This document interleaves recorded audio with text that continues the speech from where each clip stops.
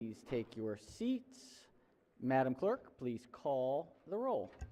Mr. President, All right, Senators, we are very pleased today to have Pastor Scott C. Moore of Judah Temple AME Zion Church in Bowie, Maryland, guest of the distinguished senator from the 23rd District. Members, please rise for the invocation.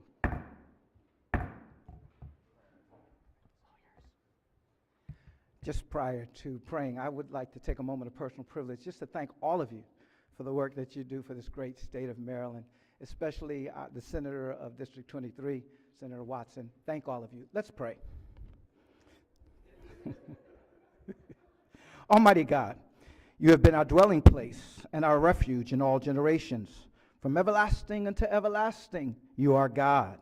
We thank you for this beautiful day that you've made, and God, you've done your part in making the day. So we will do our part by rejoicing and being glad in it. We also thank you for allowing us the privilege of standing before you this day, seeking your divine presence and wisdom in this session of the Maryland Senate. We pray that you'll guide those who lead our great state.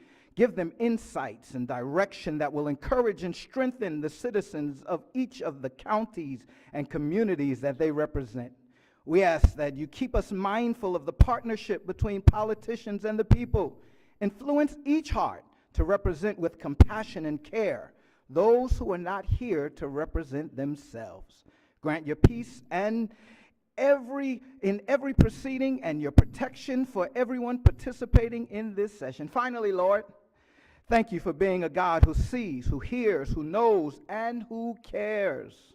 Thank you for being with us today and for your continued presence when we leave this session. Please hear our prayer and be merciful to us, we pray. Amen. Well said. Thank you, sir. Thank you. Chair recognizes the senator from the 23rd District. Thank you, Mr. President.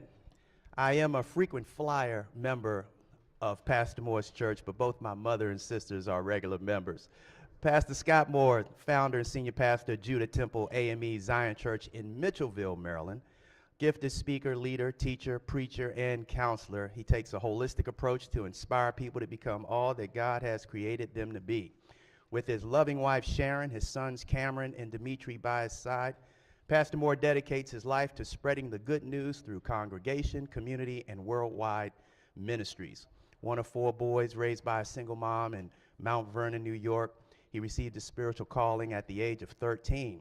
A graduate from Hofstra University, he got married to his high school sweetheart and came to the D.C. area to start his church. In 1996, he was presented with the challenge of expanding the presence of the AME Zion Church in a much-needed area of Mitchellville. In 1996, membership steadily grew until he was able to purchase 23 acres of land to build a campus known as the Land of Judah. In 2018, Pastor Moore was appointed presiding elder of St. Vincent and Barbados. And Pastor Moore, I'm looking forward to taking that trip with you. I thank Pastor Moore for his service to our community, his friendship and mentorship over the years, and thanks for leading a church with a heart of praise and a mind to serve. Mr. President, I ask that Pastor Moore's words be journalized. Without objection, most certainly, Senator, we will journalize the pastor's excellent remarks and appreciate his work in the community and everything that he does. So thank you for inviting him here to join us today. All right, has everyone recorded their presence? It appears so. The clerk will take the call. With 42 members in the chamber and a quorum being present, the Senate of Maryland is now in session. Introductions. Actually, before we do introductions, do we have our guests available? We do? Are we ready we have a resolution. Do we have? Yes, thank you very much, Mr. President. There comes a time in everybody's life when they do something that really makes them proud and just makes them feel good, and that is today. And today, we have our doctor of the day, Dr. Gordon, Dr. Jack Gordon, who has come here with over 20 years of service that he's outlived many of us, except for me, I guess, and there's a couple of us. But it just gives me great honor to make him the doctor of the day and the doctor of 20 years plus. And we are so proud of you, and you have touched the lives of so many people in this chamber and the other chamber as well. And we want to say thank you. So with that, we have a resolution, and I would like to invite Senator Heddleman up because Well, the senator from the 9th District. from the 9th District, and 11th. 11. Hester, And I'm saying that, I'm just, but anyway, we are proud from Baltimore County that you are here. So thank you very much for all of your service. And with that, you can read the resolution. Clerk will read the resolution in full. Be it hereby known to all that the Senate of Maryland offers its sincerest congratulations to Dr. John Jack Gordon in recognition of your more than 20 years of dedicated service as the Doctor of the Day for the Maryland General Assembly. Thank you and congratulations. The entire membership extends its best wishes on this memorable occasion and directs this resolution be presented on this 29th day of March 2022. The clerk will call the roll. Mr. President, Has everyone recorded their vote? Anyone wish to change their vote, explain their vote? Make sure we get them all there. Senator from District 12. Could we help out the senator from District 11 too? Thank you. Excellent. All right, the clerk will take the call. Dr. Gordon, the Senate of Maryland unanimously thanks you for your 20 years of service and your service to the country as a vet of the Vietnam War. We are deeply, deeply thankful for your service in many, many ways and appreciate you. Congratulations.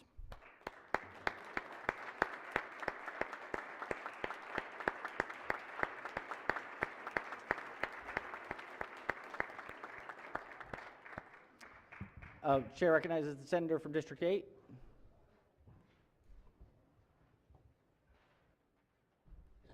The doctor of the day just reminded me that this is Vietnam Veterans Day. So let's all think about that. And I believe he is a Vietnam vet himself. So that's extra special for today. So thank you. Thank you very much, Senator. And Chair recognizes the chair of our Veterans Caucus. Thank you, Mr. President. Thank you to my good senator from District 8. Today is the 5th anniversary for the Vietnam War Veterans Recognition Act of 2017 signed into law by President Trump. So every March 29th, remember that date, folks. Even for those who did not serve, our country has some repercussions that we need to learn lessons from.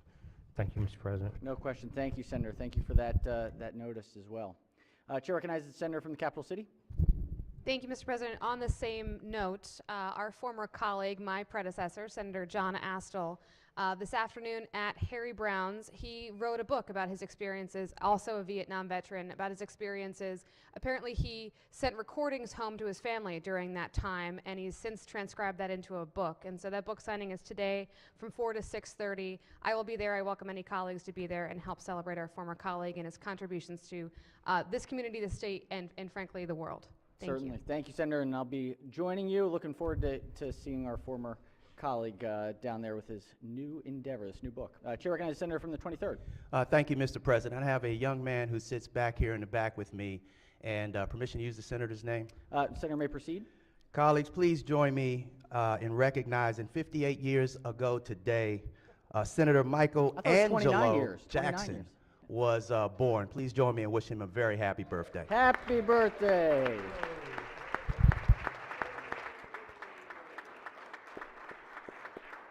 Happy birthday, Senator. All right. Mr. President, Yes, Chair recognizes Senator President Pro Tem. I have a guest announcement, Mr. Senator may President. proceed. Behind you in the podium are two phenomenal team members from my office. Karen White, who is here for her second time, but she is joined by my intern from the University of Maryland College Park, Gina Michaelitis, is in the balcony, so if they would please stand and be recognized. Welcome, welcome. Thank you for being here with us. Chair recognizes Senator from 29th District. Thank you, Mr. President. I also have some guests in the gallery today. If I could get you to stand up, please. Myra Hughes, Jack Pratt, and Cindy Pratt. They come to us from an area in St. Mary's County. It's called River Springs. And every morning they get to watch the sunrise and the sunset on the Potomac and the Wicomico rivers from the mother county. If you could help me and join and welcome them here to the Senate. Welcome, welcome. Thank you for making the drive up. All right. Any further? Yes, Chair Recognized Senator from the 17th District. Thank you, Mr. President. With me today is a rock star of a student. Evelyn Hsu is a junior in the IB program at Richard Montgomery High School in Rockville. Her video that I was very honored to be a part of got first place nationally in a C-SPAN student cam competition nationally, and it was on clean water. It's super impressive. It's on my Senator Facebook page if you want to watch it. It's really thoughtful and creative. She also has worked in healthcare. She raised money for masks. She's done internships at Shady Grove Hospital. She speaks Chinese and has worked in newspaper work. I mean, she's really a dynamo. She hasn't cured cancer yet this week, but I wouldn't put it past her. So please join me in welcoming my shadow for the day, Evelyn Hsu. Welcome, welcome. Congratulations. Welcome. Chair Recognized Senator from District 9. Thank you, Mr. President. Permission to use the senator's name. Senator may proceed. Thank you very much. There must be something about March babies because two other senators had birthdays this weekend, Senator Guy Gazzoni and Senator J.B. Jennings. Happy birthday. A belated happy birthday. A belated happy birthday. Chair recognizes the co-chair of the Protocol Committee. Thank you very much, Mr. President. Ladies and gentlemen, as we wind down to the last 2 weeks of session, we will have pages continuing with us virtually.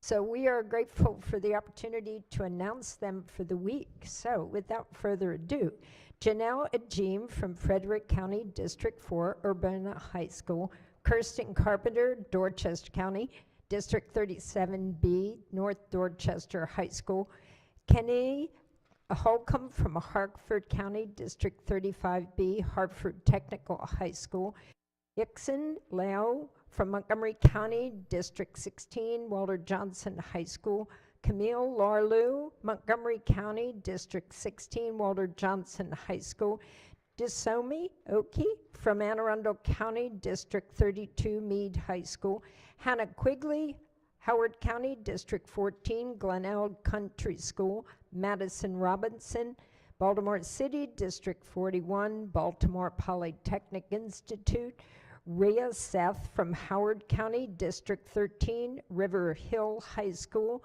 Tabitha Tamulovich from Baltimore County, District 7, Perry Hall High School, Jefferson Tertios from Prince George's County, District 22, Parkdale High School, Rebecca Zhu from Montgomery County, District 15, Winston Churchill High School. Please give them a warm round of applause as they are with us virtually today. And students, we know that you're going to have a very exciting week as you engage with us because this is when the session gets a little intense, but it's all good. You'll see democracy at work. Also with us today, we have several pages in their gray jackets as they come to the front of the dais. Let me welcome Alina Allure from Baltimore County, District 44B, Catonsville High School. Just give a wave if you don't mind. Tanish Gupta from Washington County, District 2A, North Hagerstown High School. Welcome. Caroline Mulford from Anne Arundel County, District 33, Archbishop Spalding High School. Good job. Isra Caddy from Montgomery County, District 15, Thomas Spring Wooten High School. Did they? That's good. Lauren Raskin from Montgomery County, District 14, Poolsville High School. And thank you. Robert Sewell from Calvert County, District 27C, Calvert High School. Let's give them a big round of applause. Welcome, pages. We have a- Because we know that they're going to earn their keep today as they run around the floor. So we are so grateful that you've been with us and hope that this experience will be a great opportunity to be able to master some skills and then continue to build for your future. We wish you a good day. Thank you very much, Mr. President and ladies and gentlemen. Thank you so much, Madam Co-Chair. We appreciate our pages. We have a full team today, full team, which is great. All right, any other introductions or pieces of business before we jump in? If not, we'll waive the reading of the journal from the prior legislative day. Let's go ahead and jump right in. This is calendar number 3 from the Committee on Reapportionment and Redistricting. The clerk will read the bill. Senate Bill 1012, the President Congressional Districting Plan, favorable. This is an emergency bill. Chair recognizes the Majority Leader as the floor leader. Thank you, Mr. President. Senate Bill 1012 responds to the Circuit Court's order that the General Assembly develop a new congressional map. The congressional map proposed in the bill demonstrates a commitment to the Federal Voting Rights Act by ensuring that minority voters retain their ability to elect their preferred candidates. It has significantly more compact districts and ensures that no jurisdiction has more than 3 districts. I move adoption of the favorable committee report. All right, floor leader has moved favorable or on the adoption of the favorable committee report. On the report, any discussion? Chair recognizes the senator from the 42nd District. Yes, Mr. President, thank you for recognizing me. I, first of all, want to acknowledge that this map is far superior to the map that we passed last December. There's just no comparison between the two, but this map, I believe, still has some infirmities. I have in my hands portions of the 120-page opinion of the Maryland Court of Appeals that was issued in 2002, which struck down the 2000 redistricting. And I just want to read 2 paragraphs. Article 3, Section 4 of the Maryland Constitution, as we have seen, requires that each legislative district shall be contiguous, and also that due regard be given to natural boundaries and the boundaries of political subdivisions. These requirements are mandatory and not suggestive. And then turning to the second paragraph, it says, we hold the state has failed to meet its burden to establish the constitutionality of the plan, and in particular that in its formulation due regard was given to natural boundaries and the boundaries of political subdivisions. There's simply an excessive number of political subdivision crossings in this redistricting plan such that the evidence presented to the special master did not justify it, and it cannot be justified as necessary to meet federal constitutional and statutory requirements. As I said, this plan is far superior to the one we passed last December. However, there are still an excessive number of boundary crossings in this plan. In Baltimore City, for example, there are 3 places where the 7th District and the 3rd District and the 2nd District breach the boundaries of Baltimore City. One is on the east side where the city district extends into Dundalk. One is up north where the northern boundary is breached with District 2 extending well into Baltimore City through the Roland Park and Homeland area. And then also on the west side, the city district extends past the city boundary well into Baltimore County. I would also point out that in Baltimore County's case, District 7 from the city twice extends out into Baltimore County. District 1 extends into Baltimore County, and I think that's it. In my view, this plan violates the state constitution in the same way that the plan enacted in 2000 was held by the Maryland Court of Appeals to violate the Constitution, and therefore I'm going to cast a red vote because I can't support an unconstitutional plan. Thank you.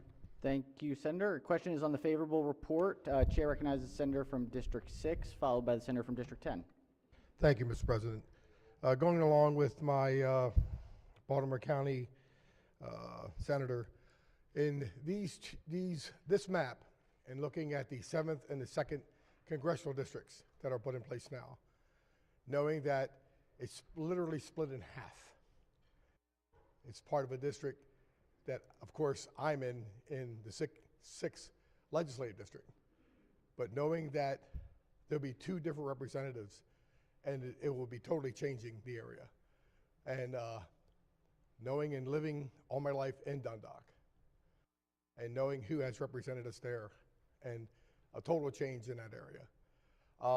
And then not having the opportunity to participate, be a part of this. I believe it's very flawed. And that's being nice. Not being part of the process in the state, in the Senate, and not have an opportunity to have a voice is flawed. And the people should be outraged, because that's why we're here, Mr. President. We are here to represent our constituents. We are here to speak for them and to represent them in a way that when we leave here, that they would have a smile on their face and say, well done. Well, today, if this goes through, I believe my and other constituents will not be saying well done, but they will be very confused and very outraged. And I believe in my constituents because I believe they believed in me. And I'm going to be their voice. And I will do all that I can to make sure that I represent them in every way. And I would, in respect, do all that I can. If this goes forward, in all respect, I will respect that. And I will do all I can to work with anyone and anybody that's in Congress, that's in this legislative setting, that's in our local setting also. Because they're there for good reason. God put them there. God puts up and God puts down. We need to realize that first and foremost. And I believe that with all my heart. Thank you, Mr. President. Thank you, Senator. Chair recognizes the Senator from District 10. Yeah. Regarding the remarks, well, the citation from the law emphasized by the first speaker, you're talking about legislative criteria in the law and applying it here to congressional criteria, and they aren't the same. That's one thing.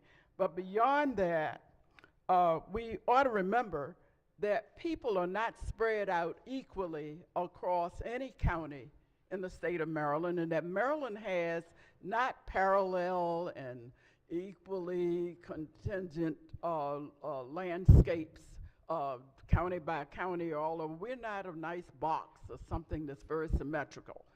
And since the human beings living in any of our counties are not equally spread out in the space that constitutes the county, what we are talking about are ideals that may be in a geometry class would be great, but they have nothing to do with where the human beings are that live in Maryland, unequally spread, space that isn't occupied by human beings at all in many cases.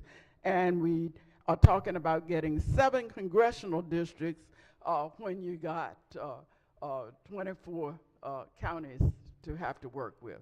So I think, considering that the courts gave us 5 days only, including Saturday and Sunday, to redo a map, and that we must have it passed and out of here by tomorrow, I would congratulate the leadership of both houses for the work they've done, and hope that we will pass this map so we can move on and get some work done for the people. Thank you. Thank you, Senator. All right, Chair recognizes the Senator from Baltimore City, 43rd District. Thank you, Mr. President. Just on the favorable report, and then I may have a question. Although each state does have its right to have its own redistricting process, and particularly around congressional districts, and the congressional districts must conform to a number of federal and statutory requirements, including the Voting Rights Act of 1965. So I was wondering if I could ask the floor leader, particularly with regard to crossings. So there's a question of the the congressional district crossings. So it's true that we're looking at the congressional district crossings into different counties, not the points at which each county crosses. That's a rhetorical question, so the answer is yes. But I was wondering, does the judge's order supersede any federal requirements for congressional redistricting? It's true that it would not, right? The judge's order would not supersede the That's Federal my Voting understanding. Rights Act. That's my right? understanding, yes. So does this map conform to the Voting Rights Act? It absolutely does, yes. Specifically requiring in areas where there are communities of communities of interest and people of color, where there's an opportunity to create a district that's more than 51%, which is the case in the 7th Congressional District. So this plan that's before us does conform to that constitution. Does conform, yes. Thank correct. you. Thank you very much, Mr. President. Thank you, Senator. All right, on the favorable report, Chair recognizes Senator from District 4. Yeah, thank you very much. Some questions. So the ideal population that we're drawing to is exactly what now? It is 771,925 people per district. Okay, so if you look at the 6th district, I'm trying to figure out the county crossings. So if you look at the 6th district, how many people, so it's you said 776? 771, 925. 771. Mm-hmm. All right, I'll just say 779 to make it 7719 to make it easy. How many residents of Montgomery County are in the 6th district? I don't know that. Give us just a moment. I think we can get that particular number. But Senator, you can't round on the congressional districts. No rounding. It's to the person. Yeah, I'm aware. Yeah. Give us just a moment. I'm not smart enough to remember that whole number every time, so I'll just say 771,000. I have 271. All right, 271. All right, and so what was the decision? Why is Montgomery County, which last time I checked, Montgomery County, I don't know, it used to be about 1 million. I'm assuming the population of Montgomery County is still around 1 million. Why is Montgomery County drawn into 3 different congressional districts? Clearly, it could be 2 would make more sense, but I mean, it's broken into 3 here.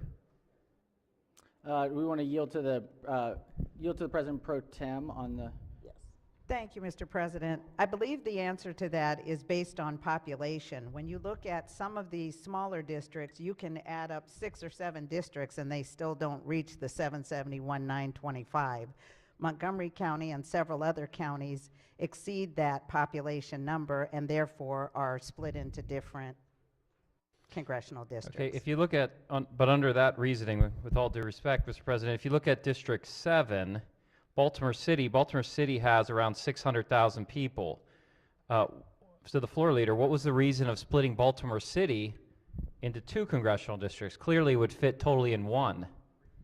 I do know that I believe a part of the drawing behind District 7 was, as the previous person mentioned, the lady from the city, is based on the Voting Rights Act. So districts are drawn based on several different criteria, and in District 7, that is one of our Voting Rights Act districts. Yeah, obviously, District 7 would be majority-minority if you draw all Baltimore City together, but District 2 is not a majority-minority, is it?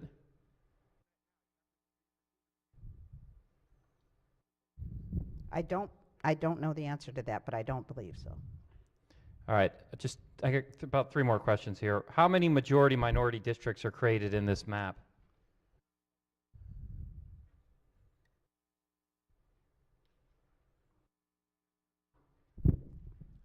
I believe it's 3. But majority-minority, right? Plurality. Isn't that 3? It's 3 is the answer? Yep. All right, and lastly, well, 2 questions. What was the thinking? Prince George's is somewhere around 900,000. Why are we splitting Prince George's in half, drawing part of it into Montgomery, and then breaking the other half and putting it into with Charles, Calvert, St. Mary's, and Southern Maryland? Prince George's, why not draw Prince George's? It could have been almost its own congressional district. There was a consideration to keep a majority of voters in the district with their current representation in their current district as well.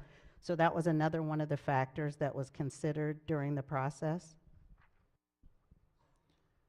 Well, and there wasn't a third in Montgomery County and the Prince George's map.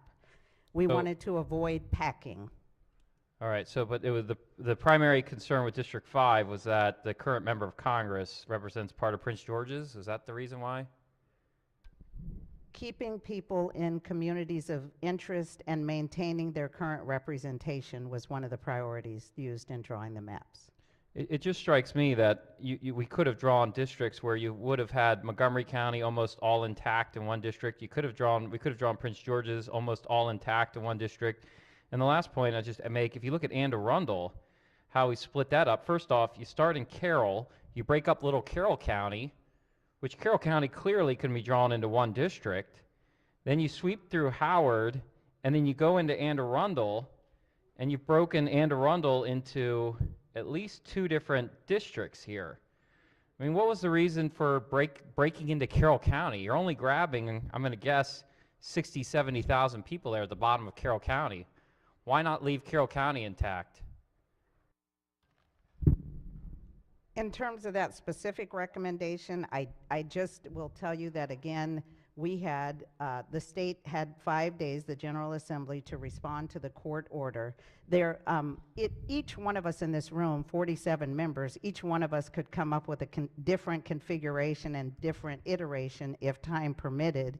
Unfortunately, time didn't permit, and so in response to the court's order, the time was used to produce a congressional plan that was consistent with the court's order. And so I agree with you, we could do puts and takes all day in different configurations. The population is what it is, and the map is responsive to the court order. Okay, thank you. I'd just like to speak to this second reading, if that's okay, Mr. President. Senator may proceed. I mean, the reason that, if you notice my question, the reason that you still have these counties broken apart, you have these districts that are still problematic, was the state, we got caught with our hand in the cookie jar. We went for an 8-0 map, which was clearly unconstitutional, and the state came in, and thankfully, states across the country are doing this. They're applying, now that the feds have said, we're out, it's up to the states. Thankfully, the state courts are coming in and putting in place the constitutional restraints that we have under our Maryland Constitution on these federal maps. But if you look at what this map does, they say, okay, we back off. We won't go 8-0, but this is a 7-1 map. That's what it is, because if you look at the voter performance in each one, every single one of the districts is a Democrat district with the exception of District 1, which was given back. So with all due respect to the work done here, the outcome will basically be the same. That's why you have a district like the 6th District that we're still lumping in Germantown and Gaithersburg with Deep Creek Lake, and to act like those are like communities. They are not. And then you're drawing Carroll County, and you're taking a district from Carroll County and dipping it into the city of Baltimore, when the city of Baltimore could easily encompass its own district.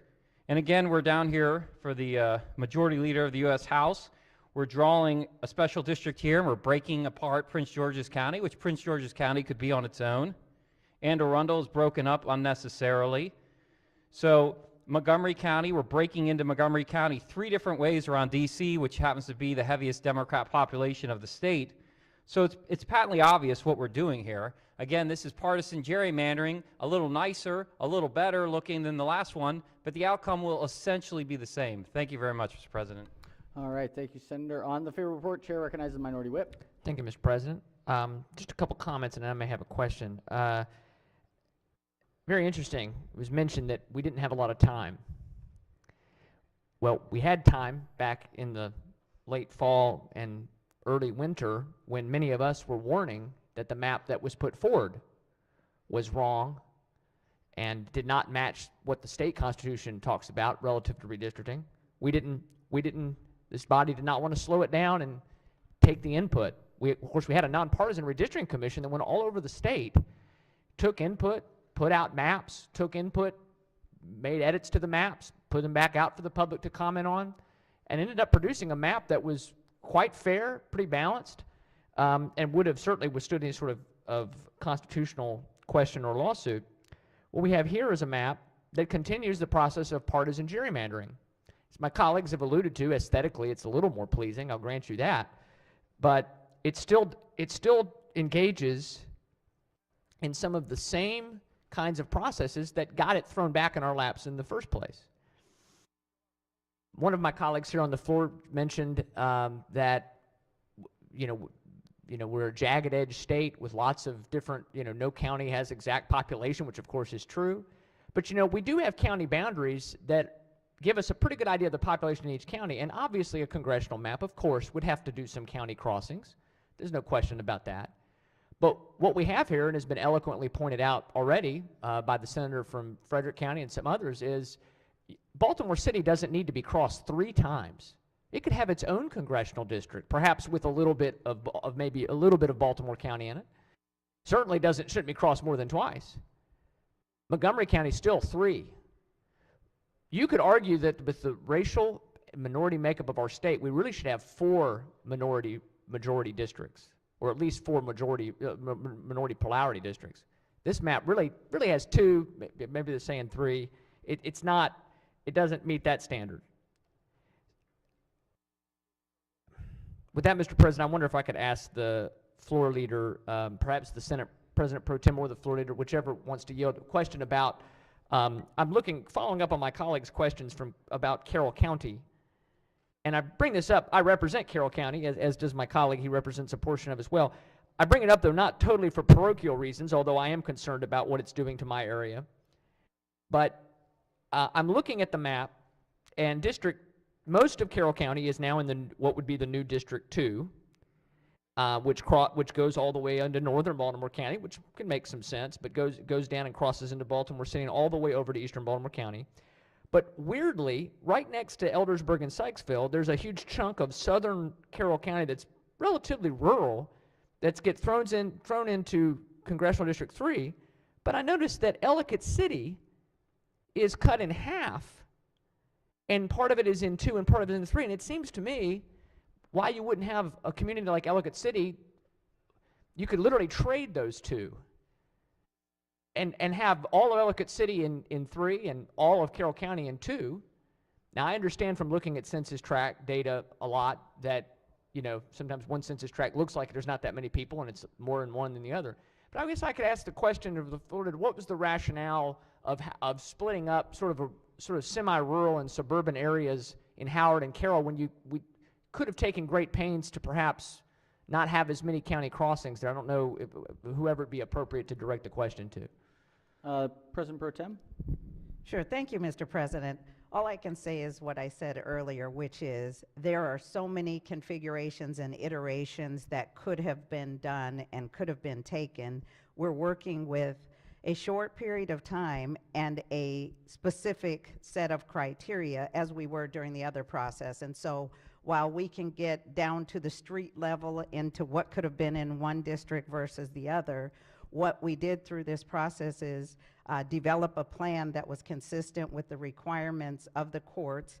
And we're mindful of the Voting Rights Act. We're mindful of trying to keep communities of interest. We're mindful of issues of compactness and the geography of the state of Maryland. And so with all due respect, colleague, I know that there are some different iterations that you could come up with, and I believe, as I said, I could turn to any member in this chamber, and they might have a different scenario or a different map where this county looks like this or this city looks like that.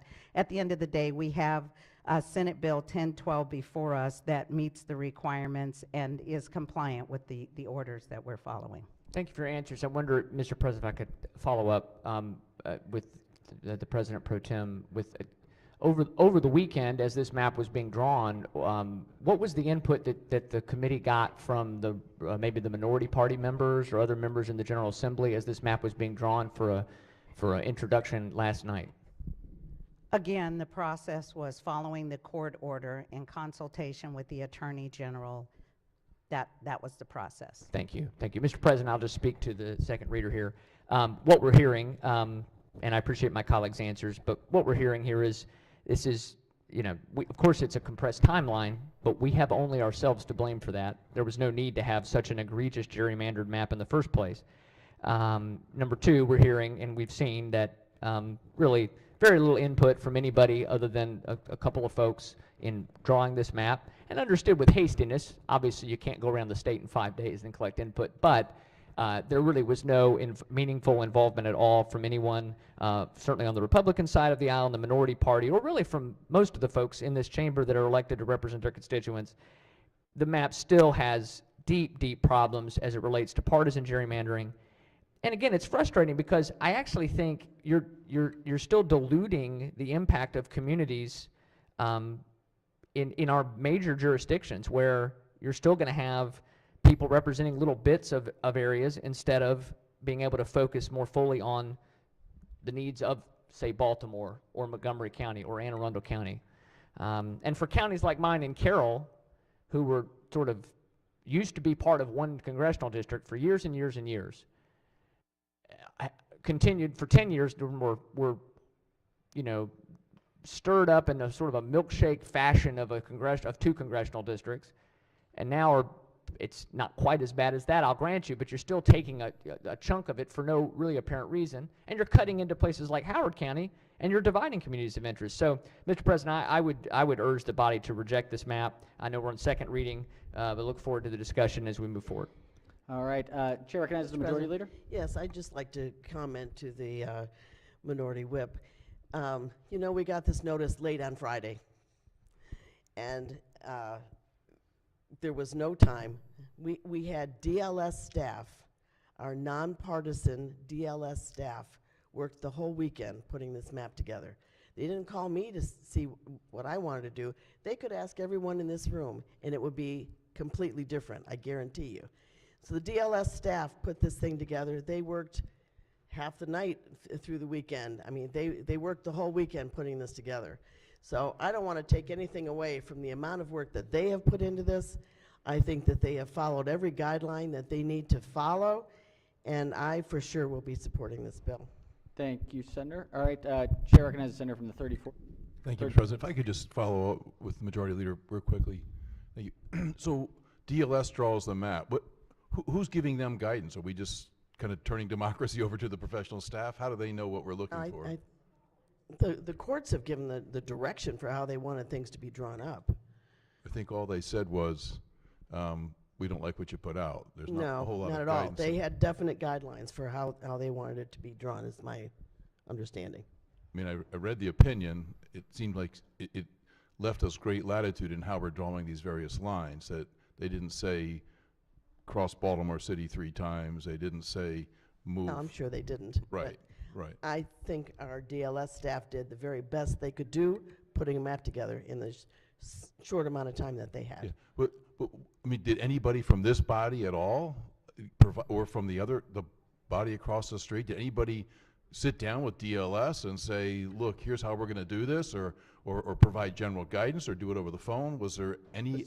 Senator, just as a point of clarification, Yes. so, in my capacity as the President of the Senate, presented the map earlier today to the committee after consultation with the Attorney General and the Speaker's office. So that would be the... No, I understand, Mr. President. It's just that we have a court opinion says that map's no good. We know that happened. We know that DLS staff prepared this map. I'm just trying to find out who connected those two. Was there any elected official that then communicates with DLS to say, when you're drafting this map, here's what we're going to do, here's any guidance, any clarifications, any direction at all given by anyone other than just DLS staff sitting down and saying, oh, we see the court opinion, we'll make this map? I think the Senate President helped to give them some guidelines. I'm sorry? I think the Senate President helped to give them some guidelines for how to get started drawing the map. Okay, so that was their only guidance, was the Senate President? Yes, but these people were involved in the map before. So I mean, it's not like they're walking into it completely cold and just pulling things out and drawing up a map. They did the last map, and they have the guidelines, and they've looked at what would make the courts look more favorable on a congressional map, and that's what they came up with. Yeah. There's a lot of discretion in this map. There's a lot of, you could go across this county line or that county line. Could be anyway. I'm sorry? Does the Majority Leader want to yield to the President Pro Tem? Thank you, Mr. President. And I do hear your concerns about process. Basically, what I would say is with any bill, a request is made, the bill drafters draft the bill, with the guidance that they're given, and they proceed. In this instance, the presiding officers requested legislation based on the court after consultation with the Attorney General. The bill was drafted, and we had a hearing this morning, and it's now before us in that posture. The drafting was based on the guidance given from the court, a desire to keep people, as many as possible, with their current districts or representation, mindful of our desire and requirement to comply with the Voting Rights Act, to maintain compactness, avoid packing, and take into consideration Maryland's unique geography. Was there any outside guidance given by experts who could assist in drawing lines? I don't believe time allowed for that part of the process. I believe that the process is, as has been stated previously, which is the court order came down Friday evening and the work ensued from there. Okay, so there was no consultation with any outside experts in map drawing or political consultants or attorneys? Asked and answered, not to my knowledge. Okay, it's solely just a matter of the president commuting policy to the DLS staff. Again, the process, to my understanding, as we have defined it repeatedly. Yeah, was a partisan outcome factored into this at all? Did anybody communicate to DLS to indicate to them that, well, we'll just have one Republican district? I don't believe so. I don't believe so. All right. So, thank you, Madam Speaker. Quite welcome. President Pro Tem. Just Yep. want just a couple of points, briefly. So, two big considerations given repeatedly for this map are keeping people in the same district and the Voting Rights Act. As to the first one, keeping people in the same district, Mr. President, I would submit that's a totally inappropriate consideration. We elect members of Congress every 2 years. If there was any aspect of the federal constitution or the state constitution that had any interest in many people in the same district, we wouldn't serve for 2 years. You can rotate your congressperson every 2 years. So that's just a non-starter. There is no interest in the preservation of democracy, of a healthy democracy, that suggests that we ought to keep people with the same House representative. Clearly, there is an interest with the same senator because we elect him every 6 years on the federal level. But by contrast, Congress people stand for election every 2 years. So there's clearly an interest in rotating them. Are you suggesting that Congress isn't elected every 2 years? Am I missing something here or what? I mean, excuse me? Let's see, does President Pro Tem want to clarify? Yeah, I just wanted to clarify. My statement wasn't keep people with the current elected official. It was keep residents in their district. In their same district. I got Yeah, it. so I wanted to make sure I was not speaking about any incumbency, anything Sure. like that. I was talking about keeping residents in their district. Sure, but let's be honest here. We all float between precincts. Frequently, the voters identifying with a district number seems a rather ludicrous concept that, oh, well, I'm no longer in the third, I'm in the fourth, I'm in the fourth, I'm in the fifth, and all that. The overriding interest ought to be a map that serves the interest of democracy. The second big consideration, the Voting Rights Act. The Voting Rights Act is intended as a shield to protect the interests of a minority party, to make them have an effective say in democracy. It was never intended as a sword to allow the majority party to use that as a subterfuge to deprive the minority party of a fair say in democracy. And I submit to you, Mr. President, that this is a gross misuse of the Voting Rights Act that is really beneath the intent of that act, and that it does great disservice to suggest that this misuse of that, to suggest that was to protect minority interests in this state, is wholly inappropriate. This was clearly done as a sword to expand and control and domination of the majority party in this state. Thank you, Mr. President. Thank you, Senator. I chair recognizes the senator from Baltimore City County on the report. Thank you, Mr. President. Just doing a little bit of back of the hand math. If what was stated earlier is correct, that we have 3 of 8 districts that are majority minority, that gives me 37.5%. When I look at the population, just quickly on the demographics for the state of Maryland, Maryland is just about 37.8, 38% minority. It seems like this, the map drawers did a great job in confirming with the Voting Rights Act, number one. Number two, I have emails that are coming into me criticizing the map because of some of the things that my colleagues are saying about how Baltimore City is being apportioned. When I look at this map, Baltimore City is going to currently be in the 7th and a small portion of 2. There's nothing split about what I see in this map. Number 3, we've been hearing a number of arguments about the crossing of jurisdictional boundaries. And to that, what I would say is the federal government gives us our guidelines. 1 person, 1 vote. If we go and use the argument that's being made by my colleagues, we would have, 24 different Congress people? And that's just not what it's supposed to be. We get 8. The map drawers have looked at ways in ensuring that we got 8 and that we made certain that each district had the same exact number of people per district. So I think they did a wonderful job, and I look forward to voting for this on 3rd reader. Thank you. Thank you, Senator. All right, Chair recognizes the senator from the 33rd, followed by the senator from the 30th. Thank you very much, Mr. President.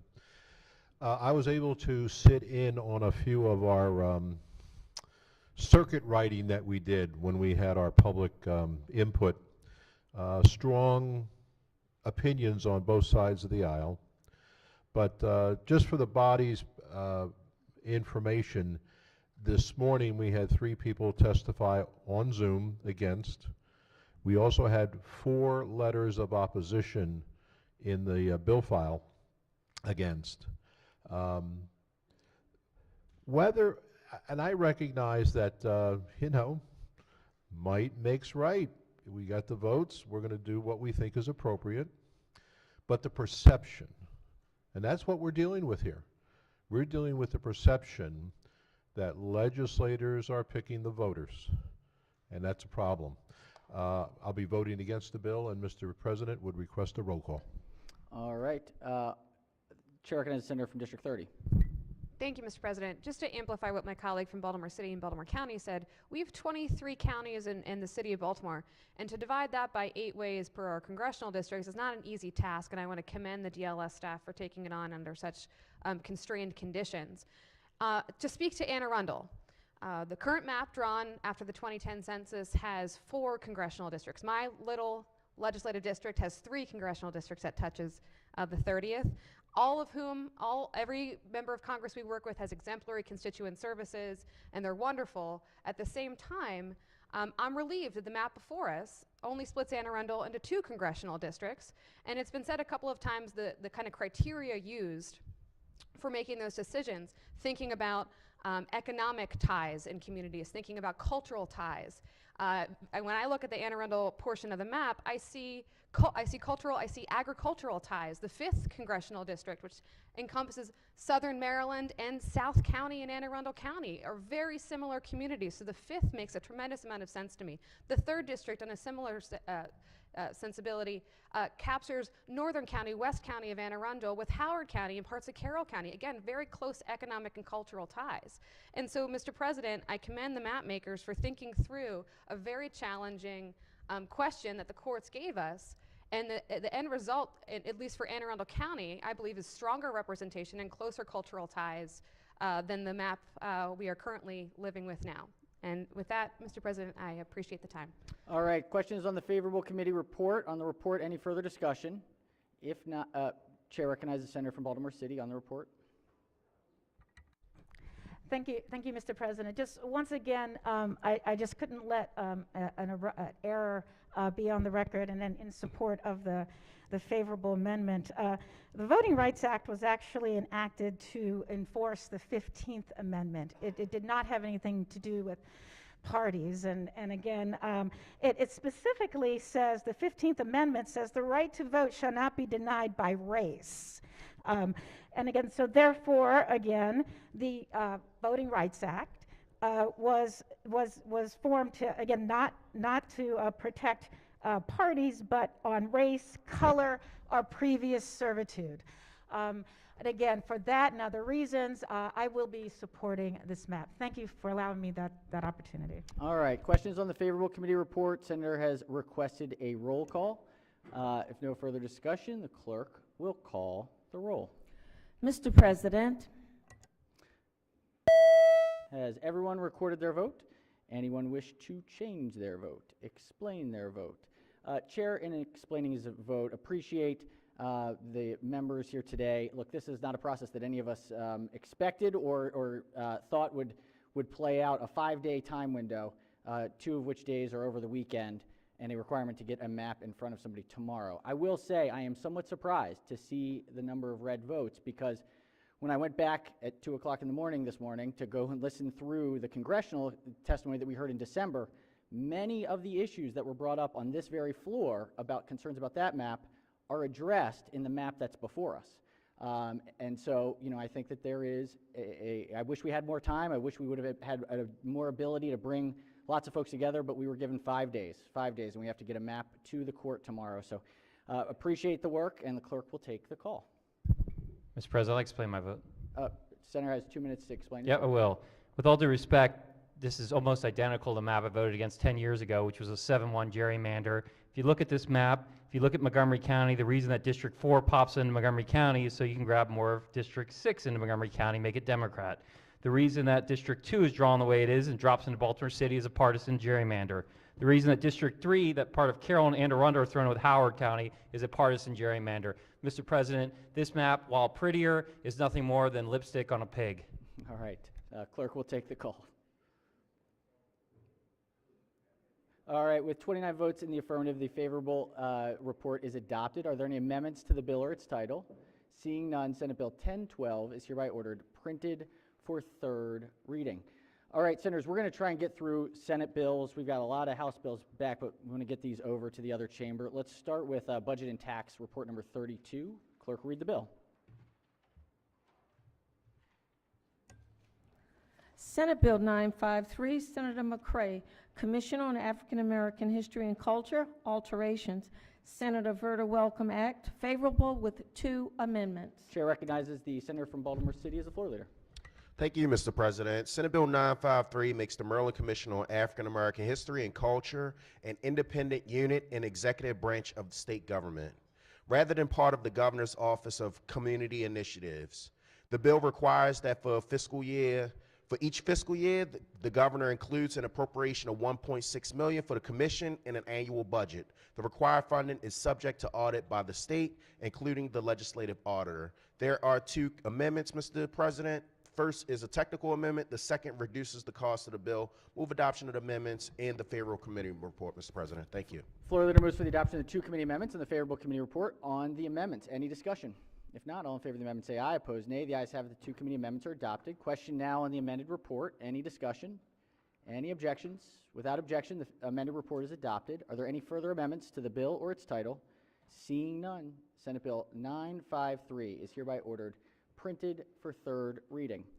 We've got another one out of Budget and Tax. This is calendar 35. Clerk, read the first bill. Senate Bill 115, Senator Jackson, Law Enforcement Officers Pension System Benefits, favorable with 2 amendments. Chair recognizes the Senator from the 27th as the floor leader. Thank you, Mr. President. Colleagues, Senate Bill 15, as amended, requires the Governor's Office of Crime Prevention Youth Services to perform a comprehensive study on compensation and benefits for law enforcement officers and the state and local governments. The bill specifies certain entities to assist the office in its review. There are 2 amendments, the amendments of the bill. Colleagues, if you, each year you see members of either a budget and taxation, or you see bills from the House regarding parity across the state for our law enforcement agencies. It is due time for us to engage in a comprehensive study to make sure we get it right as we move forward. Mr. President, I ask that we move the adoption of the committee report. Floor leader moves for the adoption of the 2 committee amendments and the favorable committee report. On the amendments, any discussion? If not, all in favor of the amendment say aye. Opposed, nay. The ayes have it. The 2 committee amendments are adopted. Question now is on the amended report. Any discussion? If not, all in favor of the report say aye. Opposed, nay. The ayes have it. The favorable committee report as amended is adopted. Are there any further amendments to the bill or its title? Seeing none, Senate Bill 115 is hereby ordered printed for third reading. Clerk will read the next bill. Senate Bill 117, Senator Bailey, income tax, subtraction, modification, police auxiliaries and reserve, favorable with one amendment. Chair recognizes the senator from the 27th as the floor leader. Thank you, Mr. President.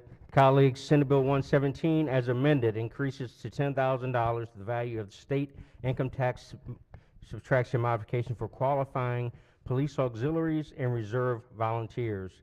The bill takes effect July 1, 2022, and applies to tax year 2022 and beyond. There's one amendment which increases the subtraction modification to $10,000 beginning in tax year 2023. Move adoption of the committee report. Floor leader moves for the adoption of the one committee amendment and the favorable committee report. On the amendment, any discussion? If not, all in favor of the amendment say aye. Opposed, nay. The ayes have it. The one committee amendment is adopted. Question now is on the amended report. Any discussion?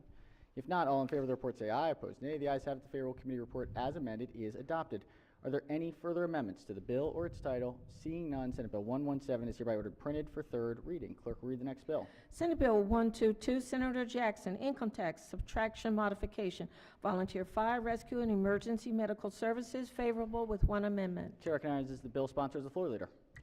Thank you, Mr. President. Colleagues, Senate Bill 122, as amended, increases to $10,000 the value of the state income tax subtraction modification for qualifying volunteer fire rescue and emergency medical services personnel.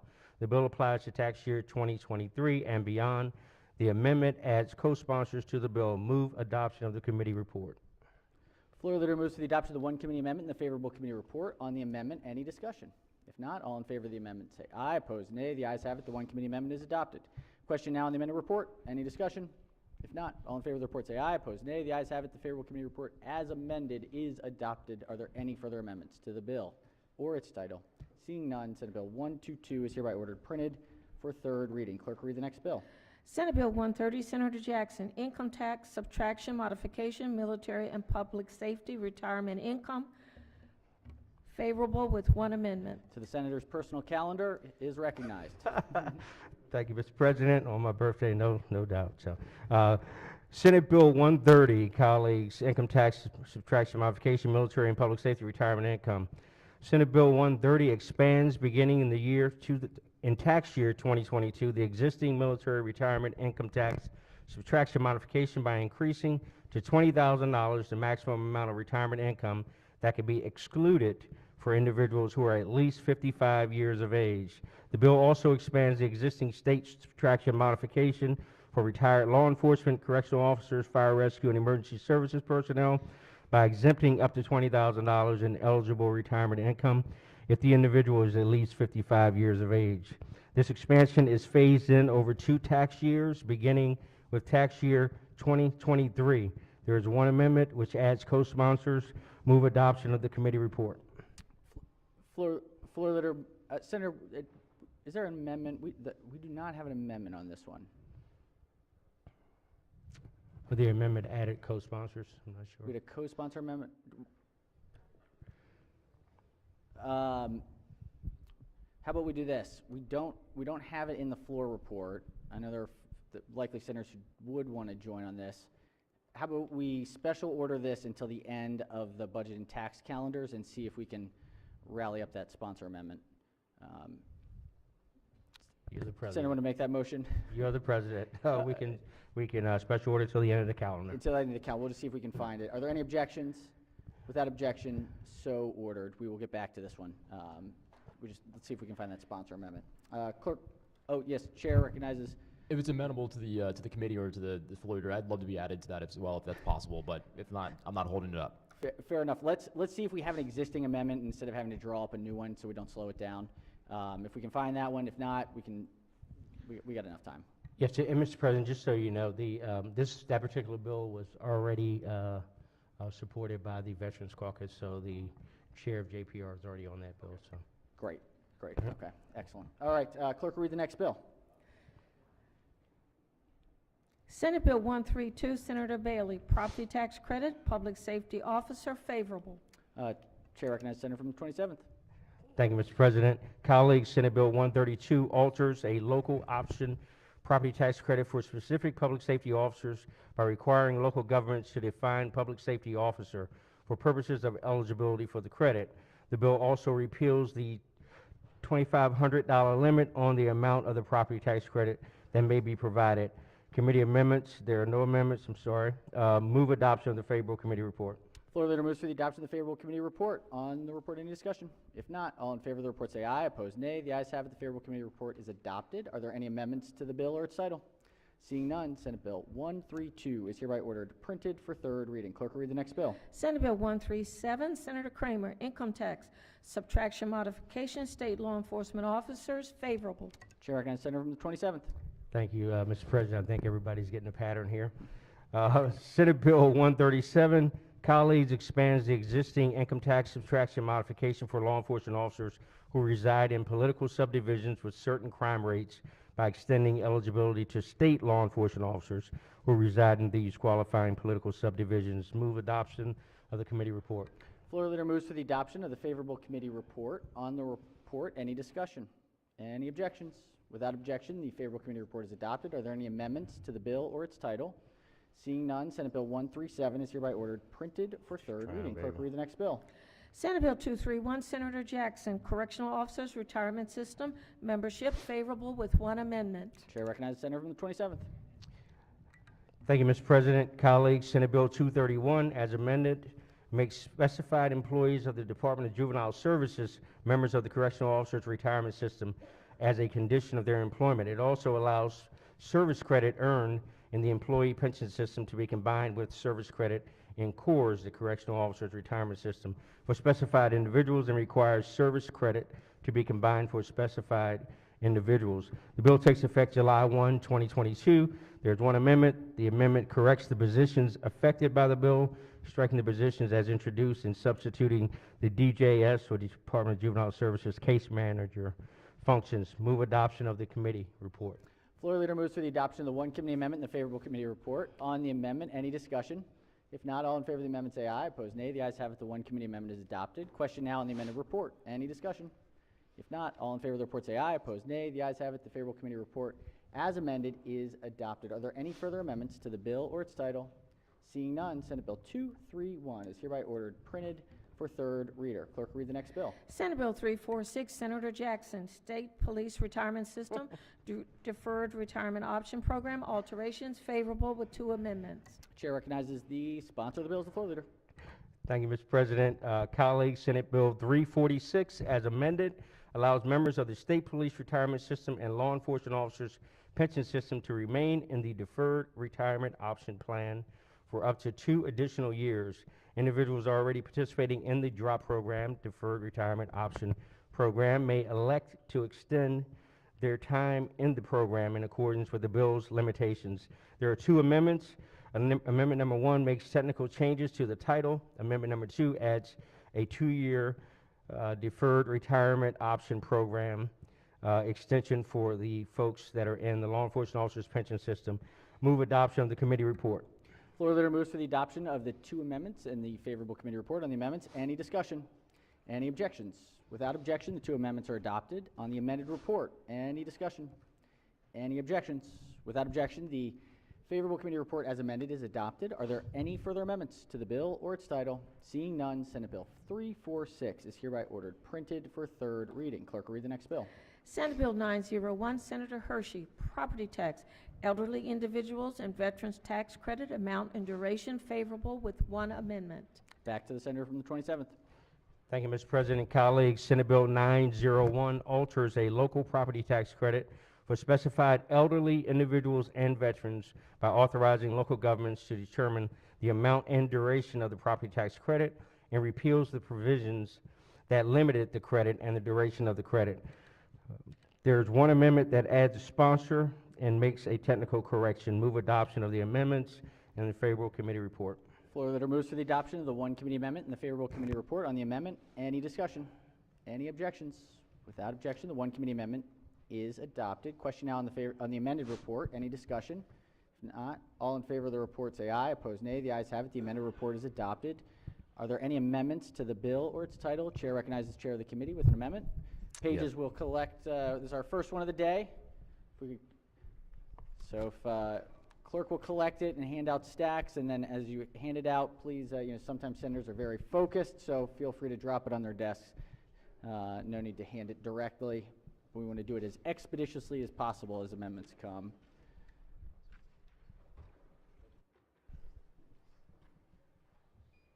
Expeditiously, that's the word of the day, I think. Scrabble points? Probably too long. Senator may explain the amendment. Simply a sponsor amendment. We found it. Not the one we were looking for, but okay, right. I believe we have that one also at this point. Oh, we do? Excellent. Okay. All right. Well, Senators moved on the sponsor amendment to the floor leader. Suppose this is a friendly amendment? This is a friendly amendment. We will accept it. Thank you. Excellent. All right. Any objections to the amendment? Without objections, the amendment is adopted. Are there any further amendments to the bill or its title? Seeing none, Senate Bill 901 is hereby ordered printed for third reader. Clerk will read the next bill.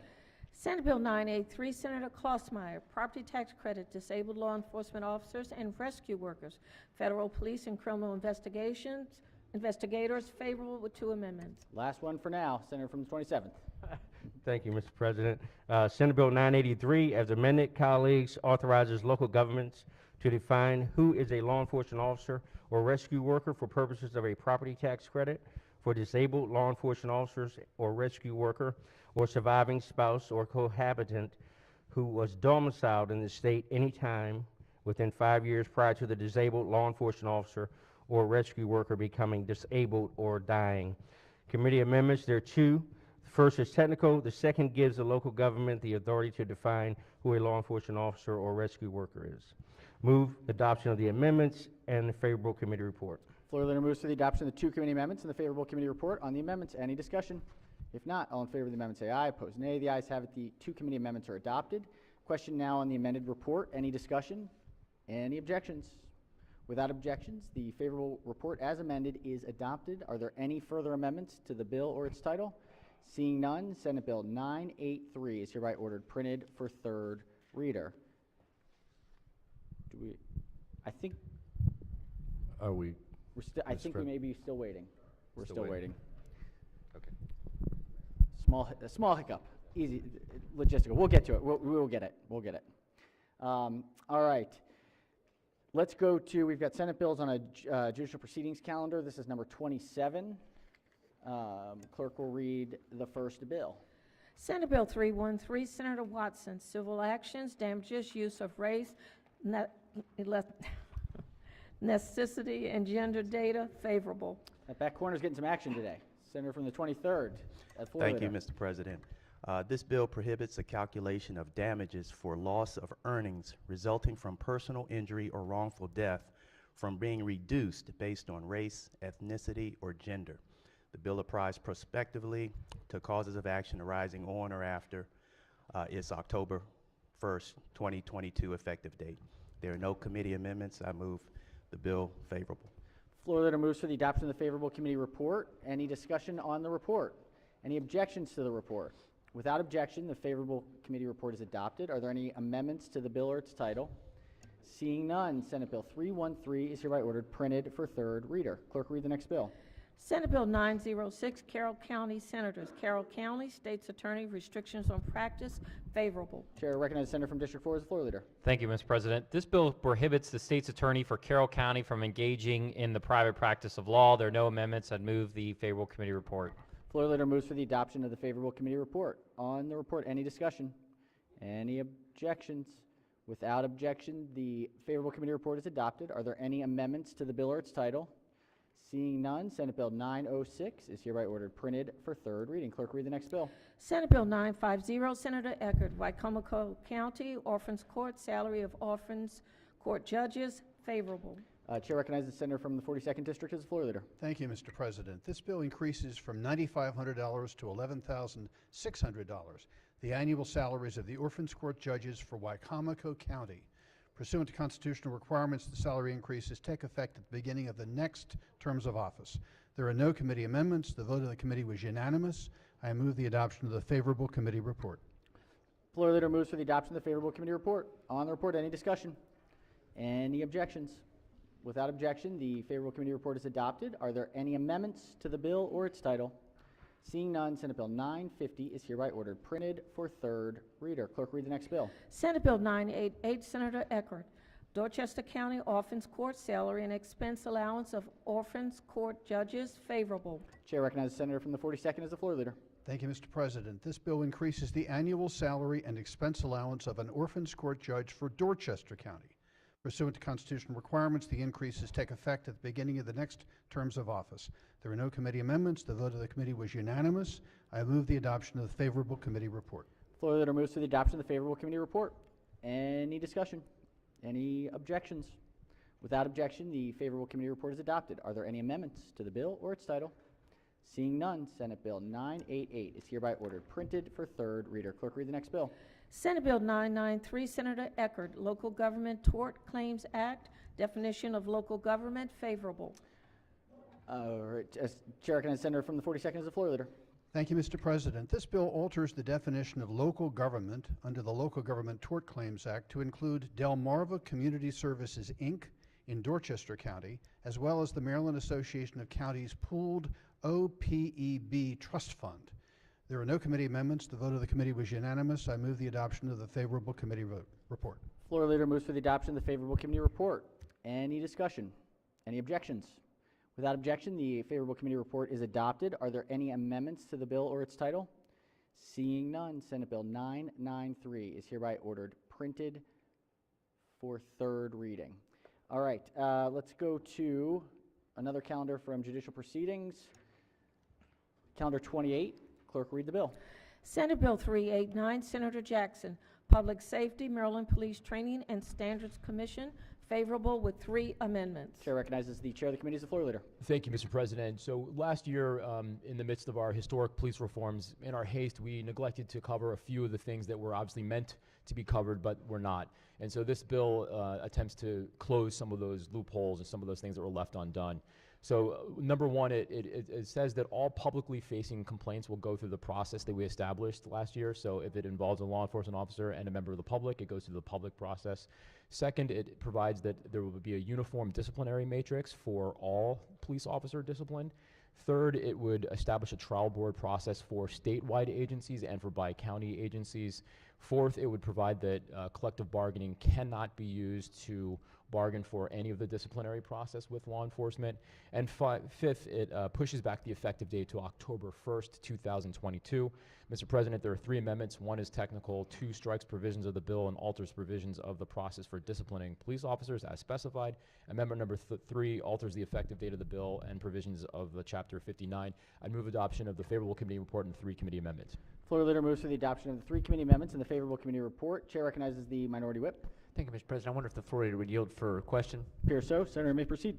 So I've just been looking at this bill here today, and obviously we had a dense discussion last session. A lot of different things happened. One question that I had first that comes to mind is on the date change of effectiveness.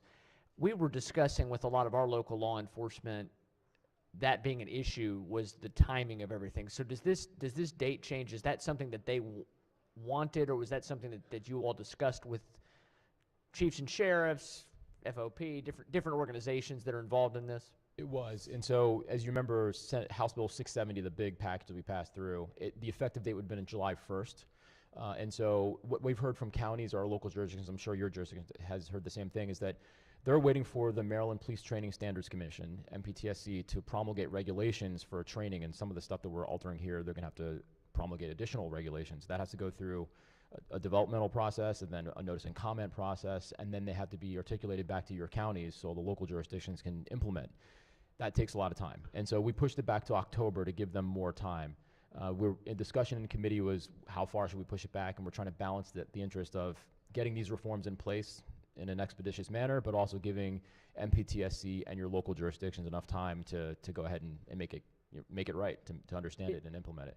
Thank you for the answer to that question. Is the main thrust of this bill now focused simply on the training and standards and those being promulgated, or are there other items that you think are also a part of this that are really important to understand? Well, that's the main thrust, but another really important piece was that the state police, those statewide agencies, law enforcement agencies that operate across all 24 jurisdictions, initially under the bill, or under the law as it would go into effect in July, they would be subject to whichever jurisdiction that an incident occurred. So if they were in Allegheny County or Harper County or Cecil County or Montgomery County, they'd have to go through that Montgomery County process or that Cecil County process or whatever.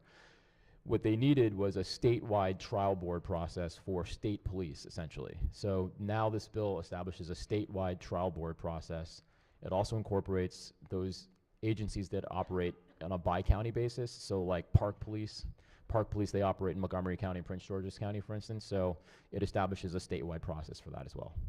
Okay. Thank you for your answers. Thank you, Mr. President.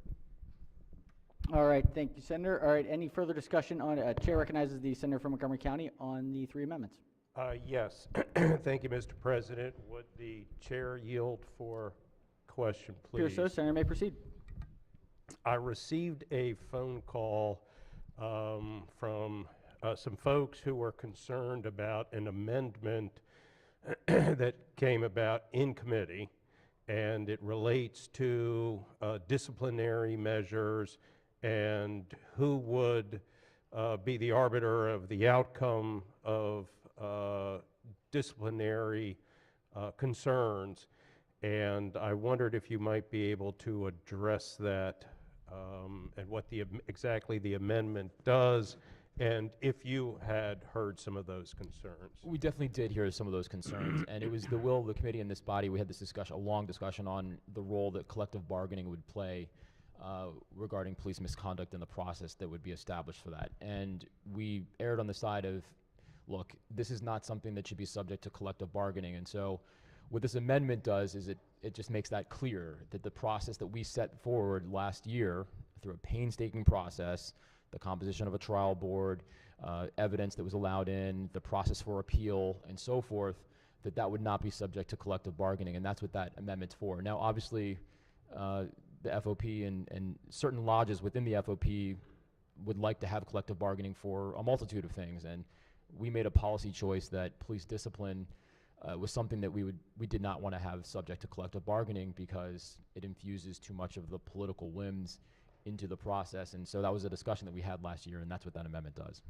And my understanding is it may relate to even some very basic disciplinary measures, like even if the uniform's not appropriate, that the officer does not have the right to have this decided, I guess, through means other than disciplinary action by, is it the chief that would? Well, so the process that we set forward, now the entire statute's not here, but you have, the officer has the ability, you have a trial board, and then you have an appeal. And so there's the process that's set up that we took time and we labored over last year is the same process as we did last year. It just says that this can't be subject to collective bargaining. But you're right. You know, the officer still has the ability to appeal, still has the ability to have evidence, still has the right to have certain evidence, certain witnesses called. The process is the same. Would it be possible, and I understand we've got a lot on the table, but to have some maybe greater understanding of it, if the bill were to be laid over under the rule, do we have? If you make the motion, that's a non-debatable motion, so I can't do anything about it. No, I understand, but I'm giving the courtesy of asking if you feel that we have enough time to have a conversation about this issue and what other alternatives might exist that might resolve the concerns that I heard this morning about it. And I had a brief conversation with someone as well from our county, and I do believe that we have enough time. If it goes to the House, we have just further discussions. There are a lot of decision points left, and we've got plenty of time to address those issues. Okay. All right. Under that circumstances, then, Mr. President, I would ask that the bill be laid over under the rule. All right. The Senator's motion is in order, and the bill and the amendments will lay over under the rule. We've got a report out of Education, Health, Environmental Affairs, calendar number 41. Clerk will read the bill. Senate Bill 912, Senator Pinsky, Higher Education, Student Financial Assistance, Alterations and Appropriation, favorable with 2 amendments. Chair recognizes the Chair of the Committee as the floor leader. Thank you, Mr. President. Senate Bill 912 comes before us because of something called the Guaranteed Access Cliff. We have students who pre-qualify for eligibility because of family income, who then go on to college, and then they find in the middle of their college experience their family income goes up maybe $50, $100, or $200, and all of a sudden they're dropped from the ability to receive this aid. So we wanted to address that issue, and that's exactly what this bill does as amended. It essentially says, vis-a-vis the CLIF, if someone is still eligible for the Pell Grant, which is a broader category, they retain their scholarship of the guarantee.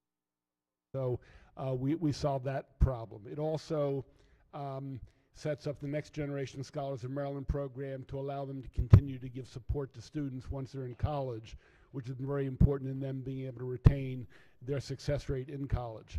There are some other changes to other scholarship programs, the Pete Rawlings Education Excellence Award, among others. It also clarifies some changes to the Edward and Mary Conroy Scholarship Program and the Gene Cryer Scholarship Program as well. It also alters requirements for the communication campaign and appropriates additional money for some scholarship programs. There are two amendments. The first one is technical. The second one addresses some of the issues I just mentioned. Specifically, it alters the requirements of the communications campaign. It adds an appropriation of $500,000 for the college access program. It strikes the provision. In the earlier version, it increased the maximum award amount for the educational assistance grant that was stricken. It also puts in the language to allow the Pell Grant as a backstop for someone who is no longer eligible because of a change in family income. Finally, it adds $4 million, ensures $4 million for the Conroy Scholarship and the Cryer Scholarship. It alters the eligibility of criteria for the veterans of the Afghanistan and Iraq conflicts, and requires an appropriation of $400,000 for the James Proctor Scholarship Program. Mr. President, move adoption of the two committee amendments and favorable committee report. Floor leader moves for the adoption of the two committee amendments and the favorable committee report. On the amendments, any discussion? If not, all in favor of the amendment say aye. Opposed, nay. The ayes have it. The two committee amendments are adopted. Question now on the amended report. Any discussion? Any objections? Without objection, the favorable committee report as amended is adopted. Are there any further amendments to the bill or its title? Seeing none, Senate Bill 912 is hereby ordered printed for third reading. I think we have the amendments for the senator from the 27th District. If we could pull that one up. All right, the clerk will read the bill. Senate Bill 130, Senator Jackson, income tax subtraction, modification, military and public safety retirement income, favorable. All right, Senators, the question is on the favorable report. Let's take up that report before we take up the amendment. Are there any further discussion on the report? Any objections to the report? Without objection, the favorable committee report is adopted. Chair recognizes the senator from the 27th who has an amendment. Pages will distribute the amendment. Let me hold off for a little bit. Give us just a moment. Uh-oh. Senator may explain the amendment. Thank you, Mr. President, colleagues. This is a sponsor amendment, and it looks to be every member budget and taxation. We certainly take this as a friendly amendment. All right. Senator has moved the amendment. Are there any objections to the senator's amendment? Without objections, the amendment is adopted. Are there any further amendments to the bill or its title? All right. Seeing none, Senate Bill 130 is hereby ordered printed for third reading. All right. We're still rocking through our Senate bills here, so let's go to the special order calendar number 71. Clerk will read the bill. Senate Bill 652, Senator Castley, criminal law, murder of a police officer, Officer Kiona Hawley, Public Safety Act. Questions on the adoption of the committee amendment and the favorable report. All right, question is on the adoption of the one committee amendment. Any discussion? Yes, Chair recognizes the senator from Baltimore City on the amendment. Mr. President, I have a few questions for the floor leader, or should I wait for this adoption? If it's on the amendment, we could probably, why don't we do it on the report? On the report, Okay. probably. So on the amendment, any discussion? All in favor of the amendment say aye. Opposed, nay. The ayes have it. The one committee amendment is adopted. Question now is on the favorable committee report as amended. Chair recognizes the senator from Baltimore City on the report. Thank you, Mr. President. You know, I've had great consternation over this bill ever since it was reported to the floor. The officer that the bill is named for was an officer in Baltimore City, and by all accounts, she was absolutely heroic and represented precisely the mentality and service that we want in police officers. However, the senator that I sit next to in JPR from District 4 often says during voting sessions, hard cases make bad law. I'm not certain if that is an accurate quote from, I think it was Oliver Wendell Holmes on the Supreme Court, but I think that that is very true and true in this case. And so in looking at the bill and thinking about the bill for a while, I realized that not only is it bad policy philosophically, but it's actually very awkwardly drafted. And so if the Senator, floor leader would yield for a question. Appears so. Senator may proceed. Yes. So throughout the bill, but especially on page 2 in lines 6, 9, 13, and 14, and 17, the word suspects is used. It's used in the context of considering the mens rea of a potential culprit. And it says that if this person either knows or should know, or reasonably should know, or suspects that a person is a law enforcement officer, I would ask you, in terms of a legal term of art, where else do we use that term suspects in terms of determining mens rea in criminal law? Yeah, I mean, look, I can't tell you the entire criminal code, but I think suspects is an easily definable term. I mean, obviously it's a tougher one to establish if you're having a trial to say, did he suspect that it was a police officer? That's a pretty tough burden to meet. Clearly, if you establish they know or should have known, but suspects would be a very tough burden for the prosecution to meet, that someone suspected. But if there was evidence that, for example, you have two co-conspirators and they say, hey, you see the guy over there? He seems like he's casing us. He's watching us. We think he might be a cop. That would probably establish evidence that they suspected he was a policeman. That's why they killed him, because he was an undercover cop. They were trying to do away with undercover cops because they didn't like undercover cops. They suspected it was, so they shot him. That would be evidence of someone suspecting that they were a police officer. And if the co-conspirator testified that, yeah, that's why we shot Susie Smith, was because we blew her brains out because we thought she was watching us, and we suspected she was a cop, so we wanted to eliminate the cop, so we shot her. Thank you. I understand your answer, but I understand you wanted to give scenarios, but actually there's no other place in the code in Maryland that we use that term of art, suspects, when it talks about the mens rea or culpability of a suspect. And so I would suggest that that word ought to be stricken from the bill because it just has no place in our criminal code. When we talk about any type of mens rea when it comes to criminal intent, we talk about willful, we talk about premeditated when it comes to first-degree murder. Your bill happens to encompass all kinds, first degree, second degree, attempt, conspiracy, goes much further than even what we generally think of in terms of mens rea for first degree. We know that's premeditation, but all the other ones, the second degree, the conspiracy, the attempt, those don't generally call for that specific intent. For instance, two people could be involved in a mutual affray and one goes too far, and then that could be a second degree murder, but there's no actual mens rea. Right. And let's face it, the mens rea makes it enhances the burden for the prosecution. It reduces the number of people that we prosecuted for this, because second degree murder doesn't usually require a mens rea. This one's saying, well, we're going to hold you to a no parole standard. So it's not just whether you did it, it's whether you did it for this reason. And so that makes this unusual. It's sort of like the hate crime laws where we give an additional penalty. You know, if you hit him, you hit him. But if you hit him just because he was standing there with the yarmulke on and you don't like Jewish people, then we give you additional penalty. So this is along those lines, where it wasn't just that you shot this person, it was because you shot them with the intent to go after a law enforcement officer. That's why I don't see why. That's not what the language of the bill says. It doesn't say you did something with the intent. I'm just pointing out that the language, I think, is awkward and clumsy, and it would be bad policy to pass a bill with that language in it. I would move that we strike the word suspects, not that you know, as a first step toward trying to make this a more palatable piece of legislation, if that's what we wanted to do.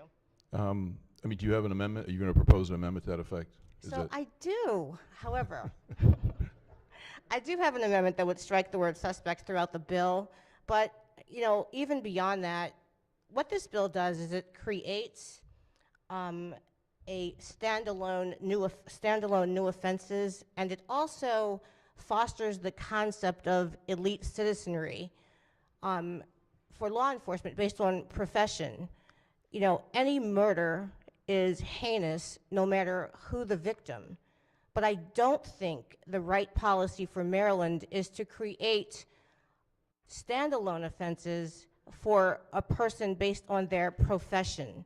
And so, for that reason, I could offer a slew of amendments, including one that specifically sets up a scholarship fund for the Kiana Holly children, the 4 children of Officer Holly, but I'm not going to offer the myriad of amendments I planned. I'm going to offer to this body one standalone amendment that would basically ensure that the children of Officer Holly would be included in the state scholarship program, and that there would be no restriction on those students should they become students.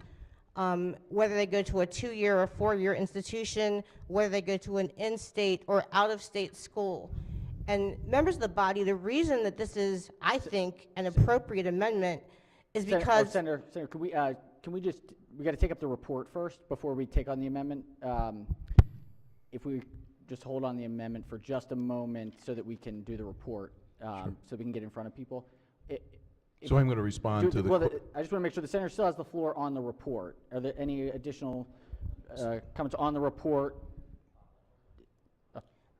Well, I'd move that we reject the favorable committee report with the amendment, Mr. President. Sure. So I need to respond to her questions. yeah. She asked me questions about the favorable committee Just report. a moment. So all right. So we're gonna take up the report in just a second. Let's do unless Senator have additional comments on the report, having had the floor. No additional comments At the moment. Okay. All right. So let's recognize the senator from the 34th on the report. Thank you. Yes. So the suggestion was that we don't treat crimes against certain people different. Well, obviously, we crossed that line a long time ago, okay? That was the hate crimes bill. So we crossed that one. So that's no longer a valid argument. Well, let's talk about this group. Let's talk about this group and why this bill is necessary. We have a crisis in the state right now that people are not stepping up to be law enforcement officers. It's statewide. It's not a profession that a lot of good people want to pursue. That's a sad predicament for us, because we don't want law enforcement to be a default job that, well, I couldn't get a job with anything else, but I can be a cop, so I'll do that. No, we want people who are motivated, good people like Kiana Holly, who could have done other things, to step forward and take the risk of their and risk their lives. And we know that they'll do that only if their families feel supported. In this profession, it's quite unique. It's not like other professions. It's not like doctors or bus drivers, school teachers.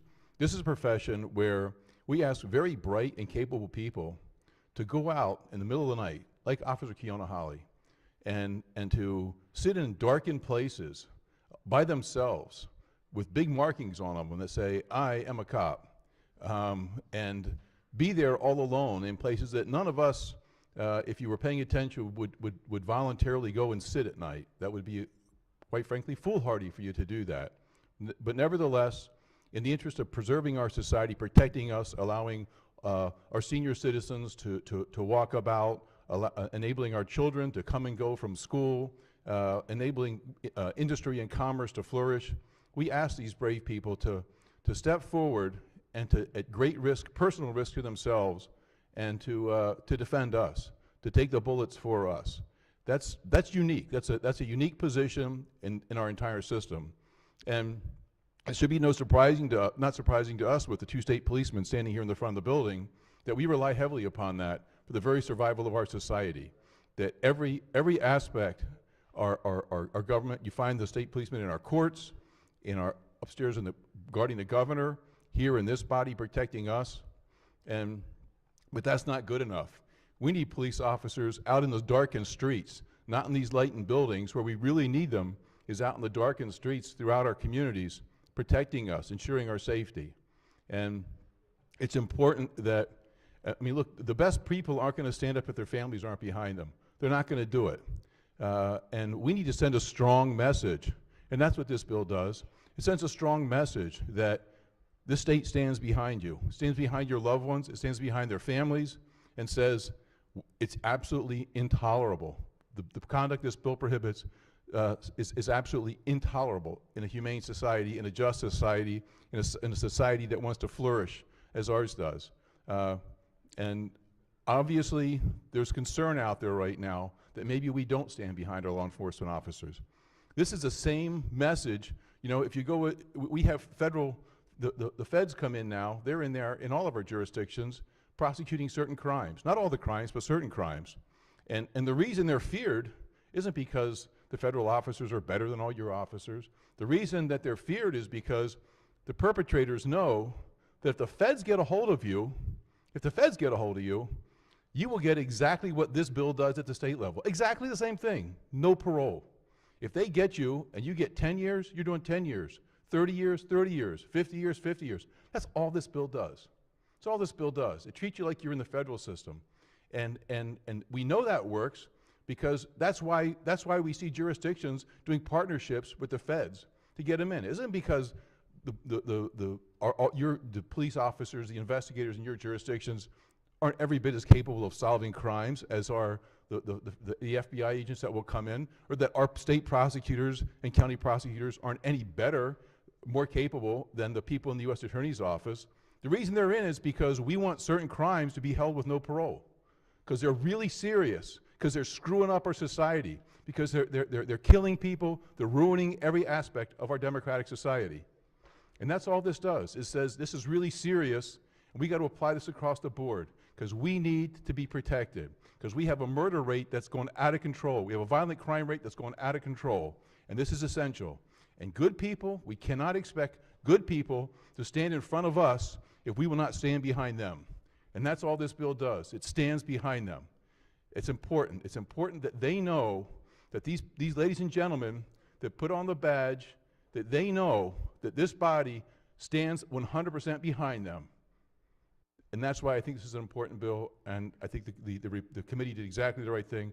And Mr. President, I move the committee report. Thank you. All right. Question remains on the favorable committee report as amended. Any further discussion on the report? If not, all in favor of the report say aye. Opposed, nay. The ayes have it. The favorable committee report as amended is adopted. Senator has an amendment. Pages will collect and distribute the senator's amendment. Thank you, Mr. President. Just a moment to load it up. I think not that one. Thank you, Mr. President. Let's just go 1 second to put it up. Make sure we have the right one.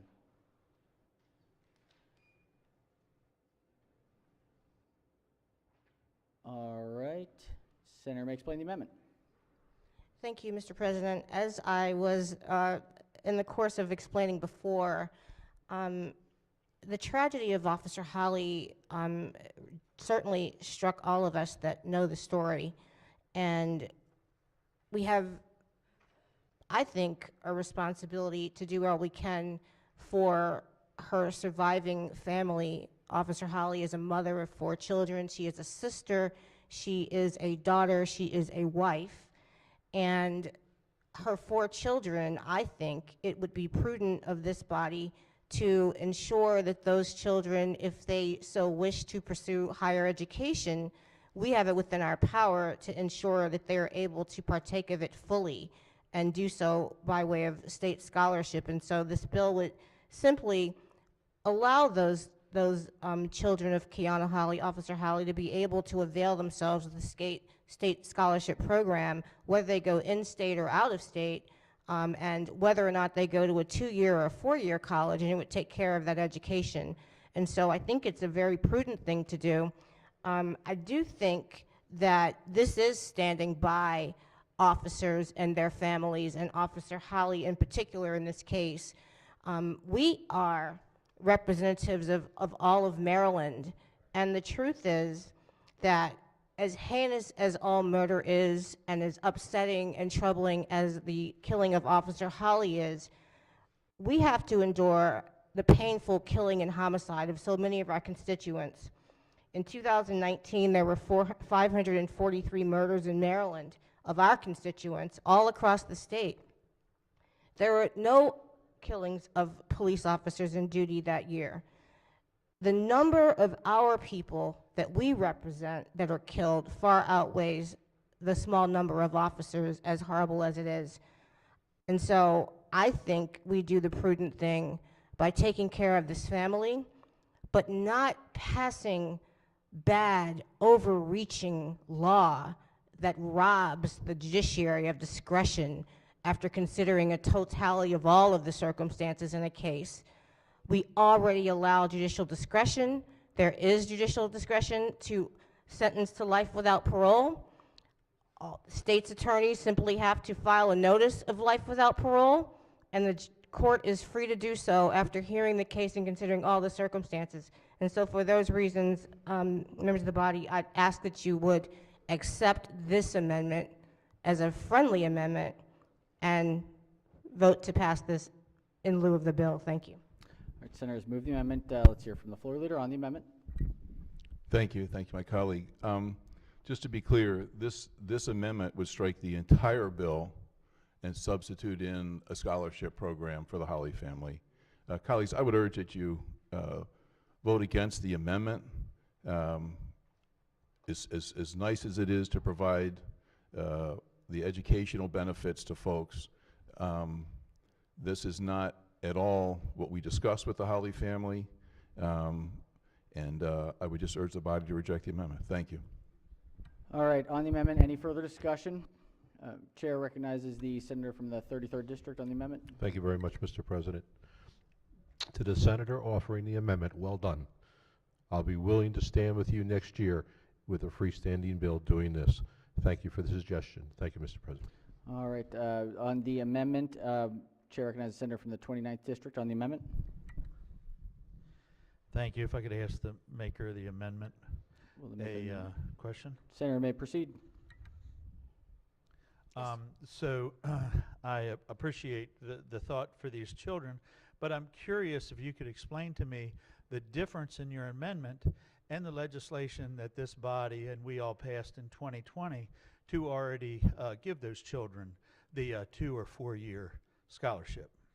Thank you, Senator. This amendment just sets no limitation or boundaries or restrictions on where those children might go to school. So we have restrictions in the current law that require that students take advantage of our institutions within Maryland. This would allow them to go anywhere and receive a higher education.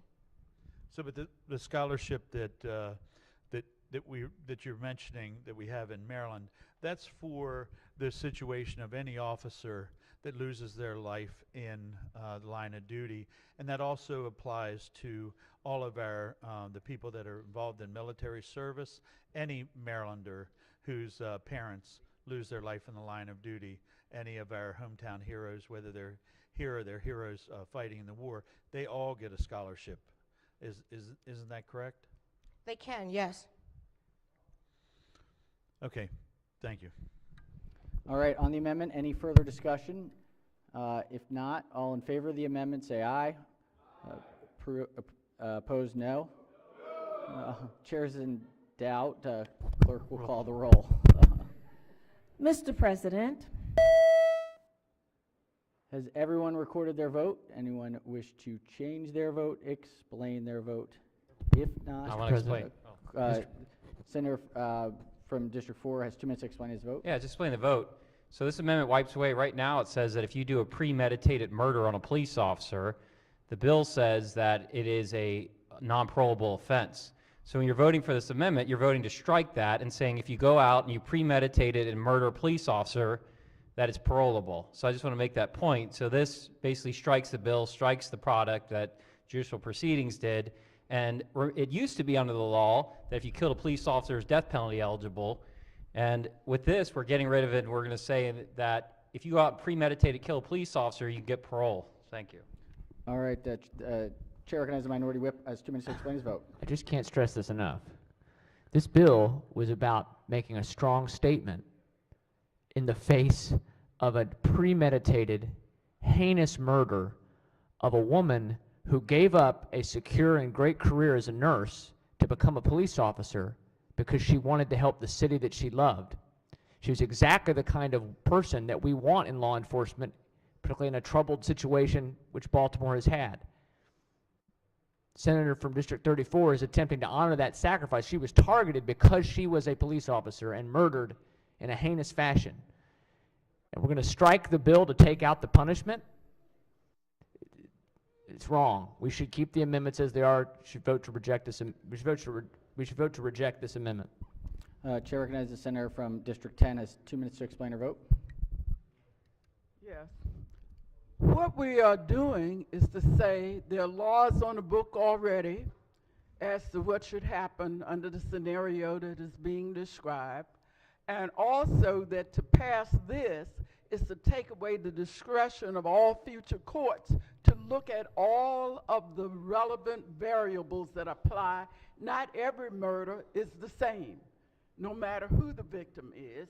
So we'd like the courts in Maryland to have the discretion that they currently have to consider everything. You don't want to come up with a single variable, which is what you're doing here, that automatically means no parole. We don't know what the other factors will be in various murders. They are all horrible, but we want courts to be able to, one case at the time, have the ability to look at everything that should apply and to so move. And so I do see this as a really bad amendment, a really bad bill without the amendment, which leaves no discretion to consider what are the relevant facts in a given case. Thank you. Thank you, Senator. Chair recognizes the senator from the 34th District has 2 minutes to explain his vote. Yes, thank you, President. Just to be clear, the bill did not remove discretion. This is not there was no mandatory minimums in this bill. Nothing. Nothing in this bill prevented anybody from arguing for mitigation. Nothing in this bill said that a judge couldn't give a sentence of 5 years or 6 years or 7 years. All the bill said was that once the trial is over, once the sentence is imposed, and of course the judge would know that he's sentencing someone to a non-parolable offense. So the judge knows that. The judge knows I'm sentencing you to 30 years to serve. The judge knows that. So it doesn't remove the discretion. That's just nonsense. This bill was just a simple statement that this body stands 100% behind the brave men and women that stand in front of us. Thank you. All right. Any further senators wish to explain their vote? If Chair recognizes the bill sponsor has 2 minutes to explain her vote. No? Oh, on the amendment. Thank you, Mr. President. Just really briefly, members of the body, we could probably talk about this all day. I just want to do a point of clarification that the current law already allows for these sentences to be imposed, and I trust the court to make those decisions, and certainly where someone killed in the line of duty as an officer, that's going to weigh very heavily on the court. It goes much farther than that, though, and it doesn't actually do what the good senator just said. It actually does take away discretion. It says that there is no other alternative other than life without parole, but not just for the first degree premeditated, for second degree, for attempt, and for conspiracy. And so for those reasons, I'd ask that you support the amendment. Thank you. All right. Any further senators wish to explain their vote? If not, the clerk will take the call. With 26 votes in the affirmative, the senator's amendment passes. Are there any further amendments to the bill or its title? Seeing none, Senate Bill 652 is hereby ordered printed for third reading. All right, we have a third reading calendar of Senate bills. If we could ring the bells and we could do a quorum call. Mr. President. Has everyone recorded their presence? If so, the clerk will take the call. With 42 members in the chamber and a quorum being present, Senate Maryland remains in session. This is Special Order Calendar number 72. Clerk will read the first bill.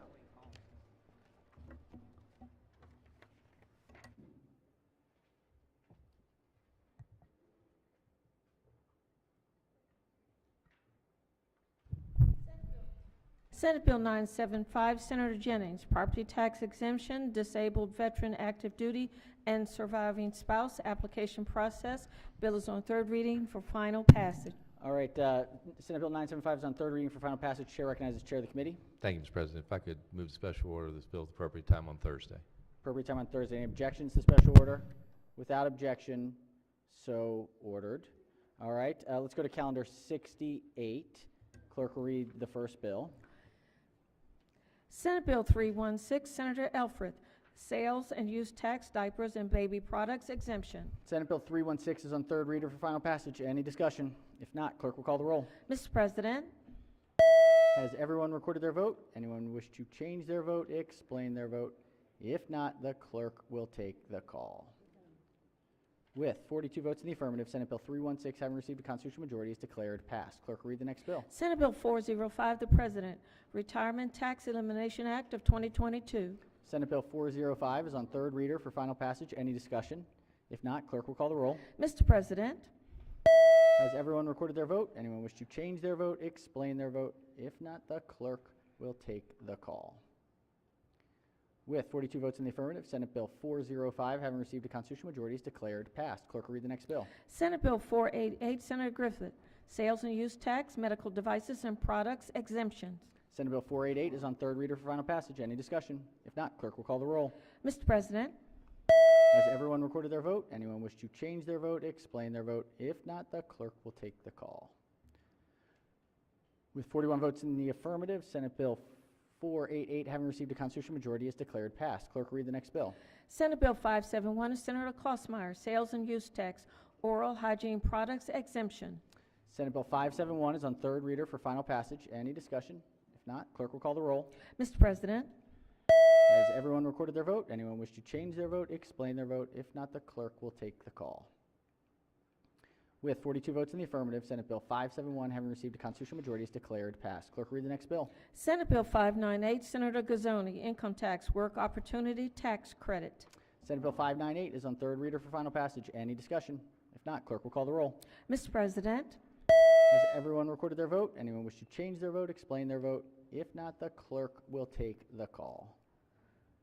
With 42 votes in the affirmative, Senate Bill 598, having received a constitutional majority, is declared passed. Clerk will read the next bill. Senate Bill 773, Senator Carter, income tax credit for firearm safety devices. Senate Bill 773 is on third reader for final passage. Any discussion? If not, clerk will call the roll. Mr. President, Has everyone recorded their vote? Anyone wish to change their vote, explain their vote? If not, the clerk will take the call. With 42 votes in the affirmative, Senate Bill 773, having received a constitutional majority, is declared passed. All right, let's go back to House Bill second readers here. Report number 22. This is out of Finance. Clerk will read the first bill. House Bill 49, Delegate Johnson, Public Health Emergency and Allergy Treatment Program, Nurse Practitioners, favorable. Chair recognizes the senator from Prince George's as the floor leader. Thank you, Mr. President. House Bill 49 is similar to Senate Bill 380, which passed the Senate. The bill, in addition to physicians and pharmacists, allow nurse practitioners to prescribe and dispense EpiPens at youth camps that have a certificate from the Maryland Department of Health to obtain, store, and administer EpiPens. There are no amendments. I move the adoption of the favorable committee report. All right, floor leader moves for the adoption of the favorable committee report. Any discussion? If not, all in favor of the report say aye. Opposed, nay. The ayes have it. The favorable committee report is adopted. Are there any further amendments to the bill or its title? Seeing none, House Bill 49 is hereby ordered printed for third reading, or passed for third reading, excuse me. Clerk, read the next bill. House Bill 90, Delegate Henson, State Personnel Management System, Office of the Public Defender, Placement and Collective Bargaining, favorable. Chair recognizes the senator from Anne Arundel as the floor leader. Thank you, Mr. President. House Bill 90 is identical to Senate Bill 255, which passed the Senate. The bill specifically places the Deputy Public Defender and District Public Defenders in the Executive and Management Services and Assistant Public Defenders in the Professional Service of the State Personnel Management System. The bill also makes Office of Public Defender attorneys subject to state employees' grievance procedures, and adds specific Office of Public Defender employees to the state employee collective bargaining law.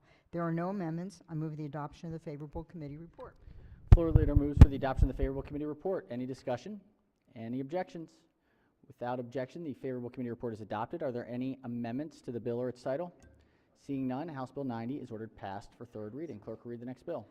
House Bill 141, Delegate Ruth, Equity and Transportation Sector Guidelines and Analyses, favorable. House Bill 141, out of Finance. 141. Chair recognizes the senator from Anne Arundel as the floor leader. Thank you, Mr. President. House Bill 141 is the same as Senate Bill 23, which passed the Senate earlier this session. The bill requires the Maryland Department of Transportation, MDOT, before announcing or proposing any major service change under certain federal standards, to conduct a transit equity analysis, perform a cost-benefit analysis, consult with members and leaders of affected communities, and take specified actions based on the results of these activities. MDOT must also perform these analyses and consult with affected community members and leaders before announcing any reductions or cancellations of a capital expansion project in the Consolidated Transportation Program that exceeds certain thresholds.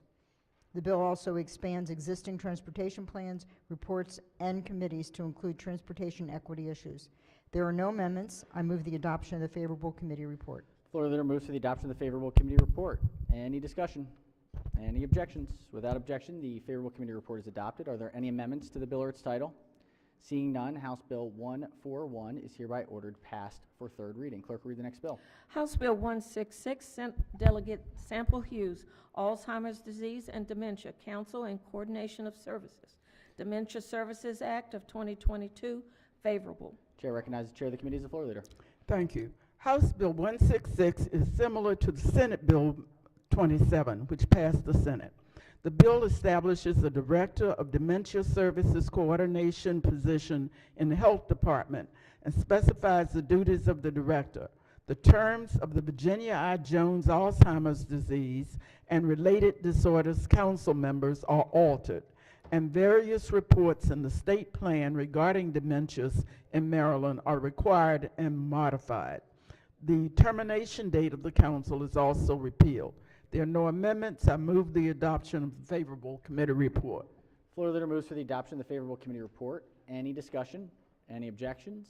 Without objection, the favorable committee report is adopted. Are there any amendments to the bill or its title? Seeing none, House Bill 166 is hereby ordered passed for third reading. Clerk, read the next bill. House Bill 270, Delegate Ebersol, Business Regulation, Innkeepers, Maintenance of Guest Records, and Employee Human Trafficking Awareness, Training, and Policy, favorable with one amendment. Thank you. All right, floor leader, chair recognizes the chair as the floor leader. House Bill 270 is similar to Senate Bill 91, which passed the Senate.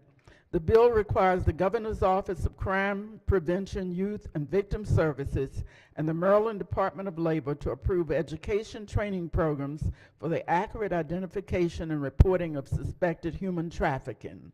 Innkeepers must also establish a procedure for reporting, recognizing, and responding to human trafficking.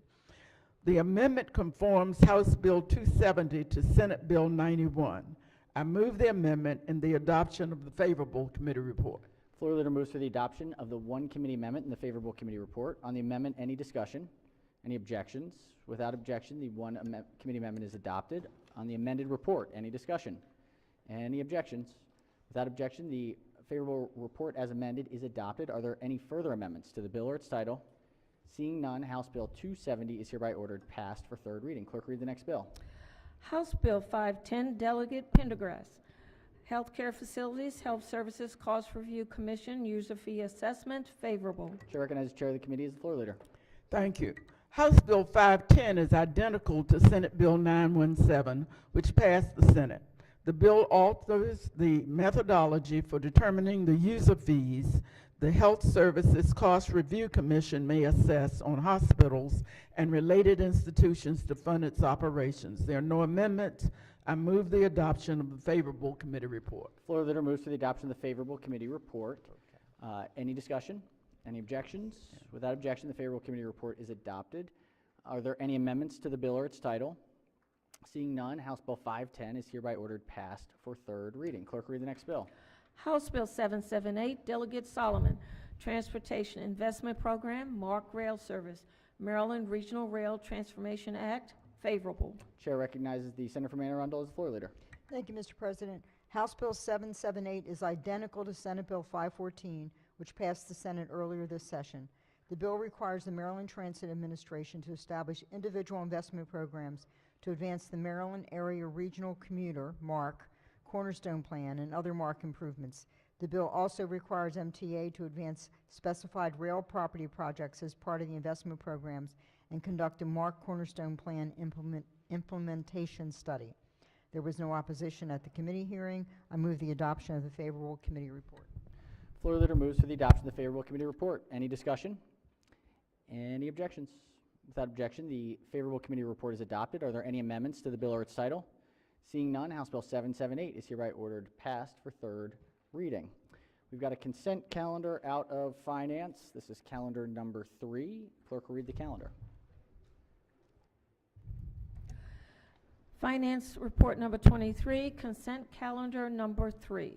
Chair recognizes the chair of the committee on the calendar. Thank you. The House bills on this report have no amendments and are the same as the cross-file Senate bills that unanimously passed the Senate. I move the bills on this report. All right, senators, please take a look at the report. Are there any bills that senators wish to separate? The chair's moved for the adoption of the report for all bills on the calendar. Any desires to separate?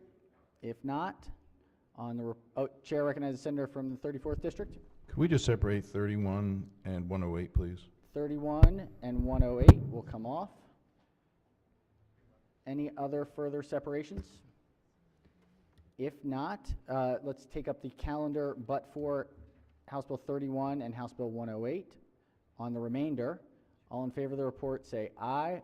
Opposed, nay. The ayes have it. The favorable committee report is adopted. It's a calendar, so there's no amendments here. So we will move forward and pass to third reading those on the calendar except for 31 and 108. Now let's go to the first one on the remainder. House Bill 31, Delegate Charkoudian, Maryland Energy Administration Resiliency Hub Grant Program and Fund. Chair favorable. Chair recognizes the chair of the committee on House Bill 31.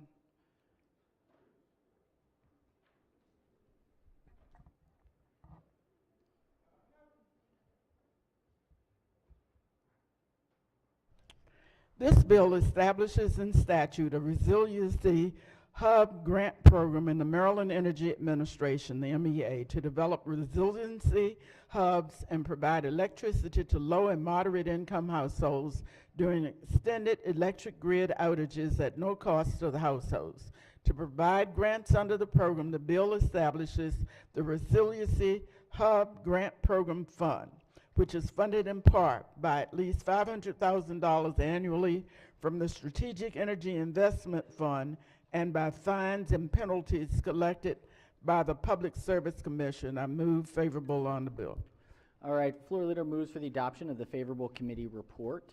Any chair recognizes the senator from Anne Arundel on the report. Thank you, Mr. President. I just want to remind the body that this is the cross-file of Senate Bill 256, which was my bill, in the same posture, and it passed here 46-0. All right, thank you, Senator. All right, on the report, any further discussion? If not, all in favor of the report say aye. Opposed, nay. The ayes have it. The favorable committee report is adopted. Are there any amendments to the bill or its title? Seeing none, House Bill 31 is hereby ordered passed for third reading. Clerk will read the next bill. House Bill 108, Delegate Charkoudian, Public Utilities, Energy Efficiency and Conservation Programs, Energy Performance Targets, and Low-Income Housing, favorable. Chair recognizes the chair of the committee as the floor leader. Thank you. House Bill 108 requires the Department of Housing and Community Development to procure or provide energy efficiency and conservation programs and services for electricity customers for the 21 through 23 and the 2024 through 26 Empower Maryland program cycles, subject to specified requirements. These programs and services must be designed to achieve a target annual incremental gross energy savings of at least 0.4% per year, compared to 2016 starting in 2023. The bill also establishes the Green and Healthy Task Force staffed by DHCD and several reporting and planning requirements for DHCD and the Public Service Commission, including the DHCD develop a plan to provide energy efficiency retrofits to all low-income houses by 2030. The bill takes effect July 1, 2022. I move this bill. Favorable report. The chair moves the adoption of the favorable report. Chair recognizes the vice chair on the report. Yeah, thank you, Mr. President. Just a reminder, this bill is a cross-file of Senate Bill 524, which passed 47-0 in this chamber earlier this session. Thank you, Mr. President. Thank you, Senator. All right, on the report, any further discussion? If not, all in favor of the report say aye. Opposed, nay. The ayes have it. The favorable committee report is adopted. Are there any amendments to the bill or its title? Seeing none, House Bill 108 is hereby ordered passed for third reading. Let's go to Budget and Tax, Calendar 33. Clerk will read the first bill. House Bill 391, Delegate Bartlett, false claims, civil penalties or damages, authorization to recover and exceptions to general fund deposit by comptroller. Favorable with one amendment. Chair recognizes the senator from the 45th as the floor leader. Thank you, Mr. President. House Bill 391 is the cross-file to Senate Bill 114, which passed unanimously through this respective body. It requires that any civil penalty or damages collected by the state under the Maryland False Claims Act or Title II, Subtitle 6 of the Health General article, that affects certain special funds be deposited by the comptroller into the affected funds. The bill also authorizes a governmental entity filing a civil action under the MFCA to seek court costs and attorney fees which accrue to a new false claims fund to support the operations of the attorney generals in carrying out the MFCA. Committee amendments, there are one that corrects a deficiency in the purpose paragraph. Move adoption of the favorable committee report, Mr. President. Floor leader moves for the adoption of the favorable committee, one amendment in the favorable committee report. On the amendment, any discussion? If not, all in favor of the amendment say aye. Opposed, nay. The ayes have it. The one committee amendment is adopted. Question now on the amended report. Any discussion? If not, all in favor of the report say aye. Opposed, nay. The ayes have it. The favorable committee report as amended is adopted. Are there any further amendments to the bill or its title? Seeing none, House Bill 391 is hereby ordered passed for third reading. Clerk will read the next bill. House Bill 893, Calvert County Delegation, Calvert County Bond Request, favorable with one amendment. Chair recognizes the senator from Calvert County as the floor leader. Thank you, Mr. President. Colleagues, House Bill 893 is a cross-file of Senate Bill 442, which passed this chamber unanimously. It authorizes Calvert County Commissioners to issue up to $28.2 million in general obligation bonds for the acquisition, construction, improvement, or renovation of public buildings, facilities, and public works projects. There's one committee amendment that corrected the short title of the bill. Move adoption of the amendment and the favorable committee report. Floor leader moves for the adoption of the one committee amendment and the favorable committee report. On the amendment, any discussion? Any objections? Without objection, the committee amendment is adopted. On the amended report, any discussion? Any objections? Without objection, the favorable committee report as amended is adopted. Are there any further amendments to the bill or its title? Seeing none, House Bill 893 is hereby ordered passed for third reading. Clerk, read the next bill.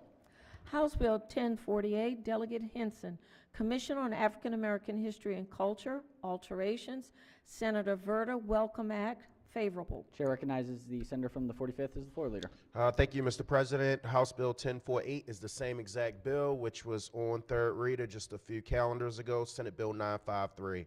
This bill makes the Maryland Commission on African American History and Culture an independent unit in the executive branch of state government rather than a part of the Governor's Office of Community Initiatives. The bill requires that for each fiscal year, the governor include an appropriation of $1.6 million for the commission in the annual budget bill. There are no amendments. Move adoption of the favorable committee report, Mr. President. Floor leader moves for the adoption of the favorable committee report. On the report, any discussion? Any objections? Without objection, the favorable committee report is adopted. Are there any amendments to the bill or its title? Seeing none, Senate Bill 1048 is hereby ordered past the third reading. Clerk, read the next bill. House Bill 1247, Howard County Delegation. Howard County Property Tax Credit for Seniors to offset property tax rate increase. Howard County 1022, favorable. Chair recognizes the senator from Howard County as the floor leader. Thank you, Mr. President. 1247 authorizes Howard County to grant a property tax credit for the dwelling of an individual who has resided in the dwelling for at least 30 consecutive years, whose combined income does not exceed $75,000, who is at least 65 years old. The amount of the property tax credit equals 100% of an increase of the property tax rate attributable to the county property tax rate that exceeds 1.014 per $100 of assessed value. There are no amendments. Move adoption of the favorable committee report. Floor leader moves to the adoption of the favorable committee report. On the report, any discussion? Any objections? Without objection, the favorable committee report is adopted. Are there any amendments to the bill or its title? Seeing none, House Bill 1247 is hereby ordered passed for third reader. We've got another consent calendar out of budget and tax this time. Clerk will read the calendar. Report of the Committee on Budget and Tax, number 33. I think this one is the... No, this is number 34, consent calendar 2. All right, let's make sure we get it up first. Thank you. Chair recognizes the chair of the committee on the consent calendar. Thank you, Mr. President. All these bills are identical matches to bills that we already have unanimously passed by the Senate. I would move the consent calendar. All right, the floor leaders moved for the adoption of the favorable report for the bills on the consent calendar. Senators, take a look. Are there any requests to separate? Request to separate? Seeing none, question is on the favorable report for the consent calendar. Any discussion? Any objections? Without objection, the favorable committee report for the consent calendar is adopted, and the bills on the consent calendar are hereby ordered passed for third reading. Let's go to Education, Health, Environmental Affairs, calendar number 39. Clerk will read the first bill. House Bill 12, Worcester County Delegation, Worcester County Public Safety, Buildings Used for Agritourism, favorable with one amendment. Chair recognizes the senator from the 38th District as the floor leader. Thank you, Mr. President. HB 12, as amended, is identical to Senate Bill 32, which unanimously passed the Senate. And what the bill does, it simply adds Worcester County to the list of jurisdictions in which farm structures used for ag tourism activities are exempt from certain requirements generally applied to commercial buildings. The amendment conforms the bill, the House bill, to its Senate cross-file by changing the bill's effective date to June 1st, 2022. Move favorable report as amended. Floor leader moves for the adoption of the one amendment and the favorable committee report. On the committee amendment, any discussion? Any objections? Without objections, the committee amendment is adopted. On the amended report, any discussion? Any objections? Without objection, the committee amended report is adopted. Are there any further amendments to the bill or its title? Seeing none, House Bill 12 is hereby ordered passed for third reading. Clerk will read the next bill. House Bill 133, Delegate Stewart, Environment Sealing Products, Prohibition, Safer Sealing Act of 2022, favorable with one amendment. Chair recognizes the Vice Chair of the committee as the floor leader. Thank you, Mr. President. House Bill 333, as amended, is identical to Senate Bill 372, which will ban statewide a toxic chemical called PAHs that are already not easily available anywhere in the state. Home Depot, Lowe's, Ace Hardware, True Value, no one is selling it for fear of lawsuits and liability. 4 counties have already banned it as well. The amendment simply conforms to the Senate bill. Move the favorable report as amended. Floor leader moves for the adoption of the one amendment and the favorable committee report. Any discussion on the amendment? Any objections? Without objection, the one committee amendment is adopted. Question now is on the amended report. Any discussion? If not, any objections? Without objection, the favorable committee report as amended is adopted. Are there any further amendments to the bill or its title? Seeing none, House Bill 133 is hereby ordered passed for third reading. Clerk will read the next bill. House Bill 163, Delegate Carr, Public Information Act, Required Denials, Sociological Information and Distribution List, favorable with 2 amendments. This is an emergency bill. Chair recognizes the Vice Chair of the committee as the floor leader. Thank you, Mr. President. Once again, we think the Senate version got it right. House Bill 163, as amended, simply says that if the Department of Transportation is looking to do eminent domain in our districts, that we should be notified about it. So move the favorable adoption of the amendment that conforms it to the Senate version. Thank you. Floor Leader moves for the adoption of the 2 committee amendments and the favorable committee report. On the amendments, any discussion? Any objections? Without objection, the 2 committee amendments are adopted. Question now is on the amended report. Any discussion? Any objections? Without objection, the amended report is adopted. Are there any further amendments to the bill or its title? Seeing none, House Bill 163 is hereby ordered passed for 3rd reading. Clerk, read the next bill. House Bill 279, Delegate Rogers, Veteran Affairs, Communications, Outreach, and Advocacy Program, Veterans Advocacy and Education Act, favorable with 1 amendment. Chair recognizes the Senator from Charles County as the floor leader. Yeah, thank you, Mr. President. Colleagues, House Bill 279, identical to Senate Bill 654, which passes chamber, renames the Outreach and Advocacy Program within the Maryland Department of Veterans Affairs to be the Communications, Outreach, and Advocacy Program. The program, in collaboration with the Maryland Higher Education Commission, must actively help veterans and their dependents become aware of and access education and training benefits to which they are entitled. The bill alters and expands the responsibilities of the Maryland Department of Veterans Affairs and the program as they relate to veteran services, including the contents of the department's annual report. There is 1 committee amendment, technical, and I move for the favorable adoption of the committee report and amendment. Floor leader moves for the adoption of the 1 committee amendment and the favorable committee report. On the amendment, any discussion? Any objections? Without objection, the 1 committee amendment is adopted. On the amended report, any discussion? Any objections? Without objection, the favorable report as amended is adopted. Are there any further amendments to the bill or its title?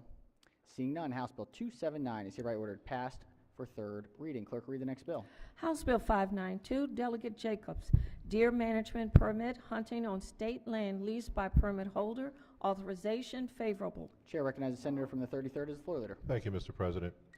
House Bill 592 is the exact cross-file of Senate Bill 497, which passed the Senate unanimously. Again, these are the deer hunting bills. This one applies to the Department of Natural Resources, allowing a person to hunt under a deer management permit on state land. No amendments. Move the favorable report. Floor leader moves to the adoption of the favorable committee report. On the report, any discussion? If not, any objections? Without objection, the favorable report is adopted. Are there any amendments to the bill or its title? Seeing none, House Bill 592 is hereby ordered passed for 3rd reading. Clerk, read the next bill.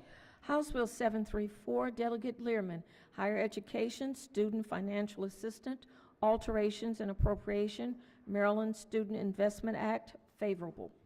Chair recognizes the chair of the committee as the floor leader. Thank you, Mr. President. As amended, House Bill 734 is exactly the same as Senate Bill 912, which we addressed about a half hour ago. This deals with the scholarship cliff if someone's family income goes higher and would remove them from that. As amended, it conforms to what we passed 30 minutes ago. Move adoption of the favorable report. Floor leader moves for the adoption of the favorable committee report. On the report, any discussion? Any objections? Without objection, the favorable committee report is adopted. Are there any amendments to the bill or its title? Seeing none, House Bill 734 is hereby ordered passed for 3rd reading. Clerk, read the next bill. House Bill 1255, Delegate Ebersol, Education, Physical Restraint and Seclusion, Limitations, Reporting and Training, favorable with 2 amendments. Chair recognizes the Senator from Baltimore City as the floor leader. Thank you, Mr. President. As amended, HB 1255 conforms to Senate Bill 705, which passed the floor 46-1. As amended, it prohibits public schools from using seclusion as a behavioral health intervention except in certain extreme circumstances. The bill also prohibits non-public schools from using seclusion as well. There are 2 committee amendments. The first committee amendment is technical and makes a change to the title of the bill. The second amendment strikes the definition of physical restraints and substitutes a definition that conforms with existing departmental regulation. It also exempts a juvenile services education program for the provisions prohibiting public agencies from using it. I request the adoption of the two committee amendments and the favorable committee report. Floor leader moves for the adoption of the two committee amendments and the favorable committee report. On the amendments, any discussion?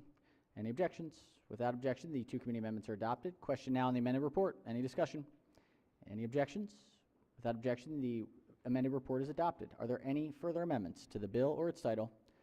Seeing none, House Bill 1255 is hereby ordered passed for third reading.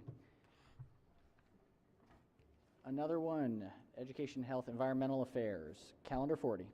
Clerk will read the first bill. House Bill 75, Delegate Frazier Hidalgo, Maryland Agriculture Commission, hemp industry member, favorable. Chair recognizes the senator from Howard County as the floor leader. Thank you, Mr. President. Colleagues, this simple bill represents a growing industry. It simply adds a member representing the hemp industry to the Maryland Agricultural Commission. The member is appointed by the governor from a list of 2 nominees representing the hemp industry. It passed our committee unanimously, and I urge a favorable report. Floor leader moves for the adoption of the favorable committee report. Any discussion? Any objections? Without objection, the favorable committee report is adopted. Are there any amendments to the bill or its title? Seeing none, House Bill 75 is hereby ordered passed for third reading. Clerk, read the next bill. House Bill 286, Delegate Kaiser, Emergency Medical Services, Paramedics, Immunization Administration, effective date, favorable. Chair recognizes the chair of the committee as the floor leader. Thank you, Mr. President. This extends for 2 additional years the authority for paramedics to give influenza, COVID-19, other immunizations as part of a population health outreach. As you know, under the executive order, they were allowed to do this during the COVID period. This to extend it for 2 years, then it will sunset. There are no amendments. Move adoption of the favorable committee report. Floor leader moves for the adoption of the favorable committee report. Any discussion? Any objections? Without objection, the favorable committee report is adopted. Are there any amendments to the bill or its title? Seeing none, House Bill 286 is hereby ordered passed for third reading. Clerk, read the next bill. House Bill 882, Chair, Environment and Transportation Committee, Natural Resources, Pocomoke River Wildland, alteration of boundaries, favorable. Chair recognizes the senator from the 30th District as the floor leader. Thank you, Mr. President. House Bill 882 is a departmental bill from the Department of Natural Resources, and the bill alters the boundaries of the Pocomoke River Wildland, which I invite you to visit, by exempting a specified tract of land serving as a trail course and adding a specified tract of land.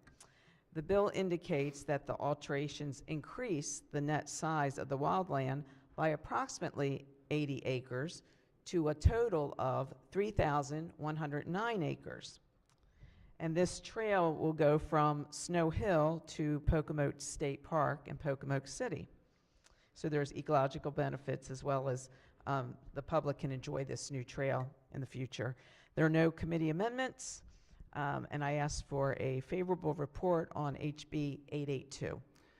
All right, floor leader moves for the adoption of the favorable committee report. Any discussion? Any objections? Without objection, the favorable committee report is adopted. Are there any amendments to the bill or its title? Seeing none, House Bill 882 is hereby ordered passed for third reading. Clerk, read the next bill. House Bill 1110, Delegate Holmes, Environment, Lead Poisoning Prevention, elevated blood lead level, favorable. Chair recognizes the senator from Howard County as the floor leader.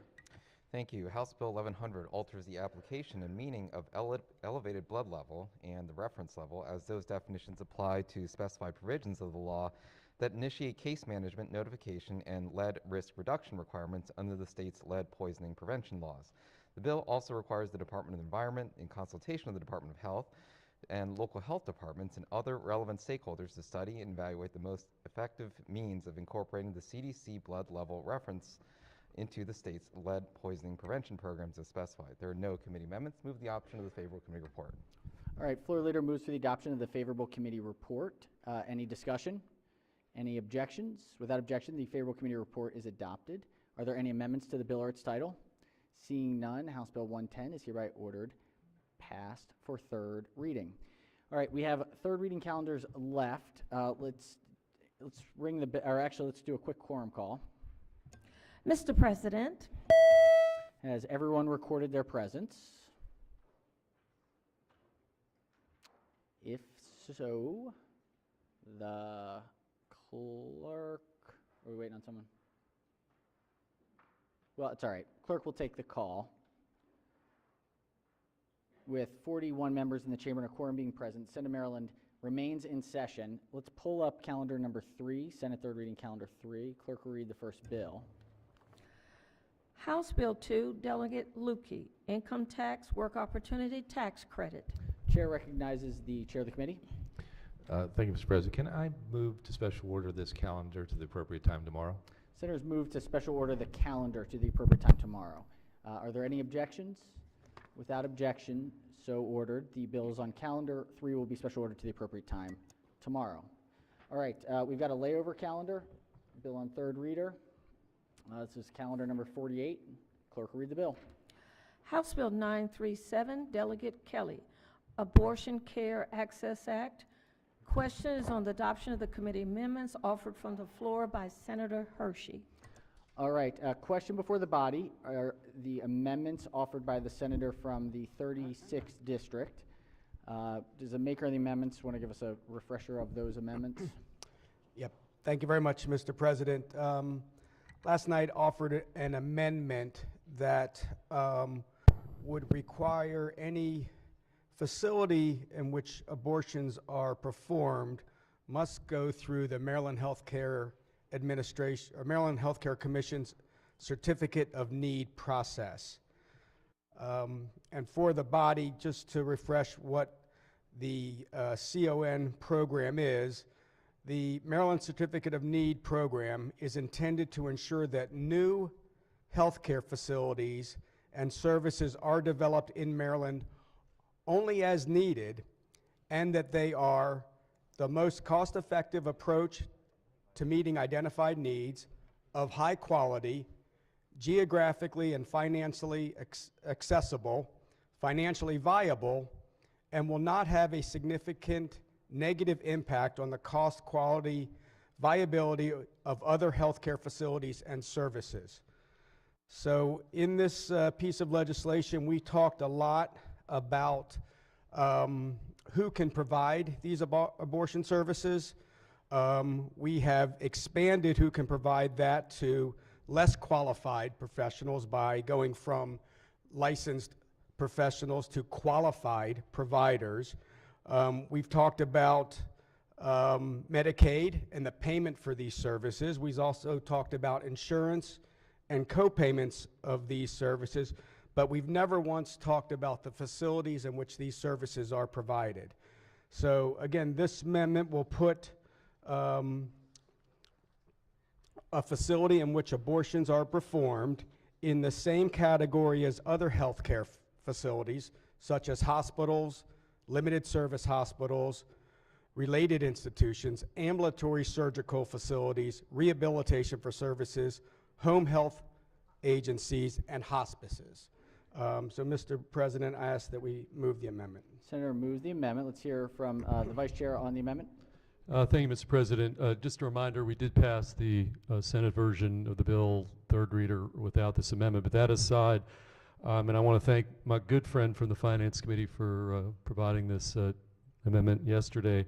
So, Mr. President, in terms of the whole basic premise behind the whole Certificate of Need process, ladies and gentlemen of the Senate, it was designed to take into account those facilities that expended large amount of capital resources into the system, and it was a mechanism to coordinate our healthcare system throughout the state. So it was for the big projects, the big facilities. In most cases, we're talking about hospital systems, and the concern was about oversaturation, overcapacity.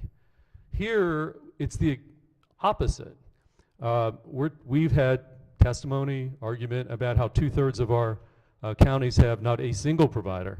So it's the opposite problem. We're trying to increase access and increase supply. So the certificate of need process contemplated for big hospital system just doesn't work for these small office facilities, which, by the way, we have regulations in terms of the safety of these procedures. So the CON process just does not fit here. And for those reasons, ladies and gentlemen, I would ask for a red vote on this amendment. Thank you, Mr. President. Thank you, Senator. All right, are there any senators who have not yet spoken on this amendment? Let me just, If not, Chair recognizes the senator from the 36 on the amendment. if I could just respond, while my colleague is correct, it's not just big healthcare facilities like hospitals. As I said, it is ambulatory surgical facilities, home health agencies, rehabilitation for services, things like hospice.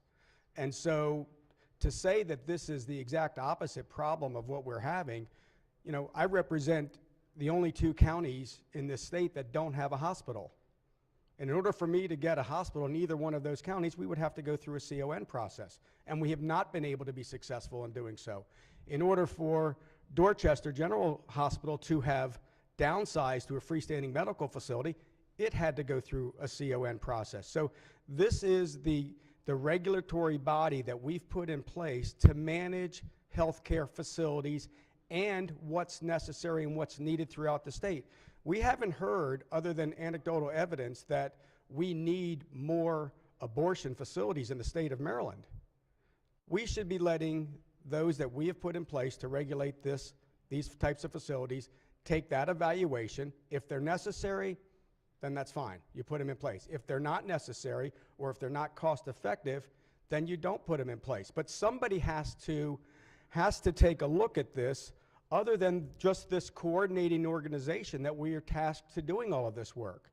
I think it's very important that we have some type of regulatory structure in the facility itself, and I ask that we do move this amendment. All right, Floor Leader. Mr.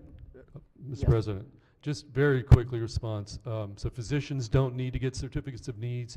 What we're talking about here, the subject of this amendment, are small offices, very limited surgical procedures, unlike some of the other things that were discussed. Again, this does not fit within the certificate of need process. I'd press the red vote on this amendment. Thank you. Thank you, Senator. Chair recognizes the senator from the 33rd, followed by the senator from the 37th. Thank you very much, Mr. President and members. As I have been presenting the past few discussions, data is important. In 2021, Medicaid paid for 10,163 abortions in the state of Maryland. Of them, 7,470 were in clinics. I presume the vast majority would be the Planned Parenthood. But there was also 2,344 abortions performed in physicians' offices, and then there was 349 abortions as outpatient in hospitals, and there were several hospital abortions where the woman had to stay as an inpatient, and the average payment there was only one in the year 2020. It was almost an $11,000 procedure. Now, Mr. President, one of the main arguments about gathering information is privacy. Well, I can tell you that in 2020, one woman had a procedure worth that cost Medicaid almost $11,000. We don't know her name. We don't know what county she's from. We don't know hospital she's in. But data is important. And with the expansion of this bill, there's going to be more locations established. And these are not a few, these are thousands of procedures. I think the amendment is very appropriate. I think with the diminishing of the experience and training of these new providers, the least we can do is have an opportunity for Maryland Department of Health to go out and make sure it's appropriate. Equipment, cleanliness, the size of the room, emergency procedures in case something goes wrong. How far is the hospital? What is their plan to get a woman from their location to the appropriate health care from a true doctor or surgeon? I stand very strongly in favor of this amendment. Thank you, Mr. President. Thank you, Senator. Chair recognizes Senator from the 37th District.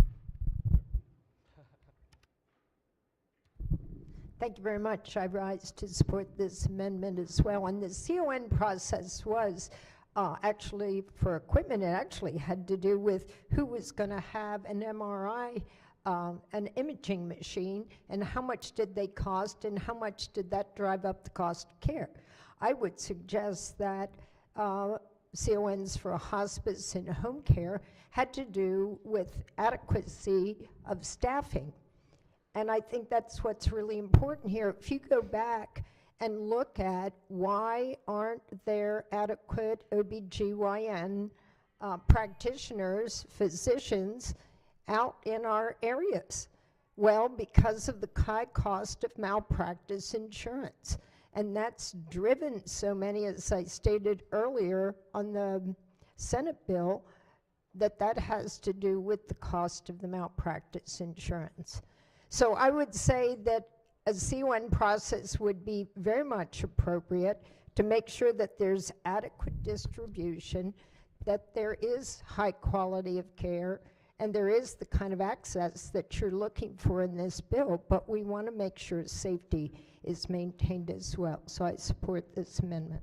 All right, on the amendment, any further discussion? Chair recognizes Just the one final thing, just in response to these last few comments. About 7, 8 years ago, we put in regulation the safety and all the things that were discussed by the senator from District 33 are already being done right now. And so I'll just stop with that, Mr. President. All right, on the amendment, any further discussion?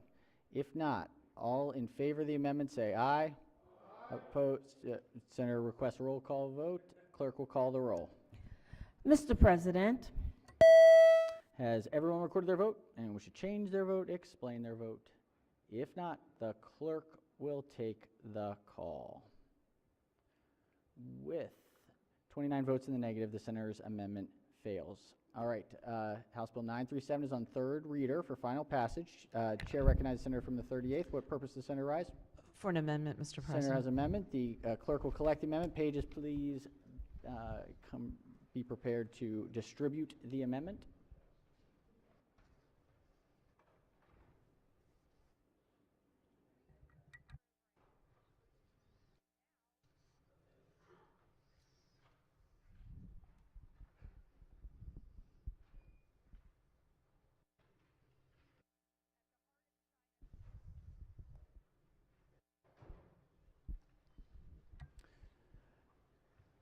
All right, Senator may explain the amendment. Thank you, Mr. President. Yesterday, we had a discussion, a very serious one, about the direct relationship between abortions and mental health complications. And I went through a lot of information on the studies that have been done over the years, highlighting that there were 75 studies examining the link between abortion and mental health from 1993 to 2018, of which those 2/3 of those studies show an increased risk of mental health complications after abortion. And as I also mentioned, this body especially has been supportive of suicide awareness, prevention efforts, spreading information about mental health services that are available to all. And I also mentioned having an immediate member of my family be a victim of suicide, that I especially appreciate those awareness and prevention efforts. All this amendment does, all it does is provide simple information that after a woman has her abortion, that the provider will give her basic information on how to access mental health services when she leaves after her abortion.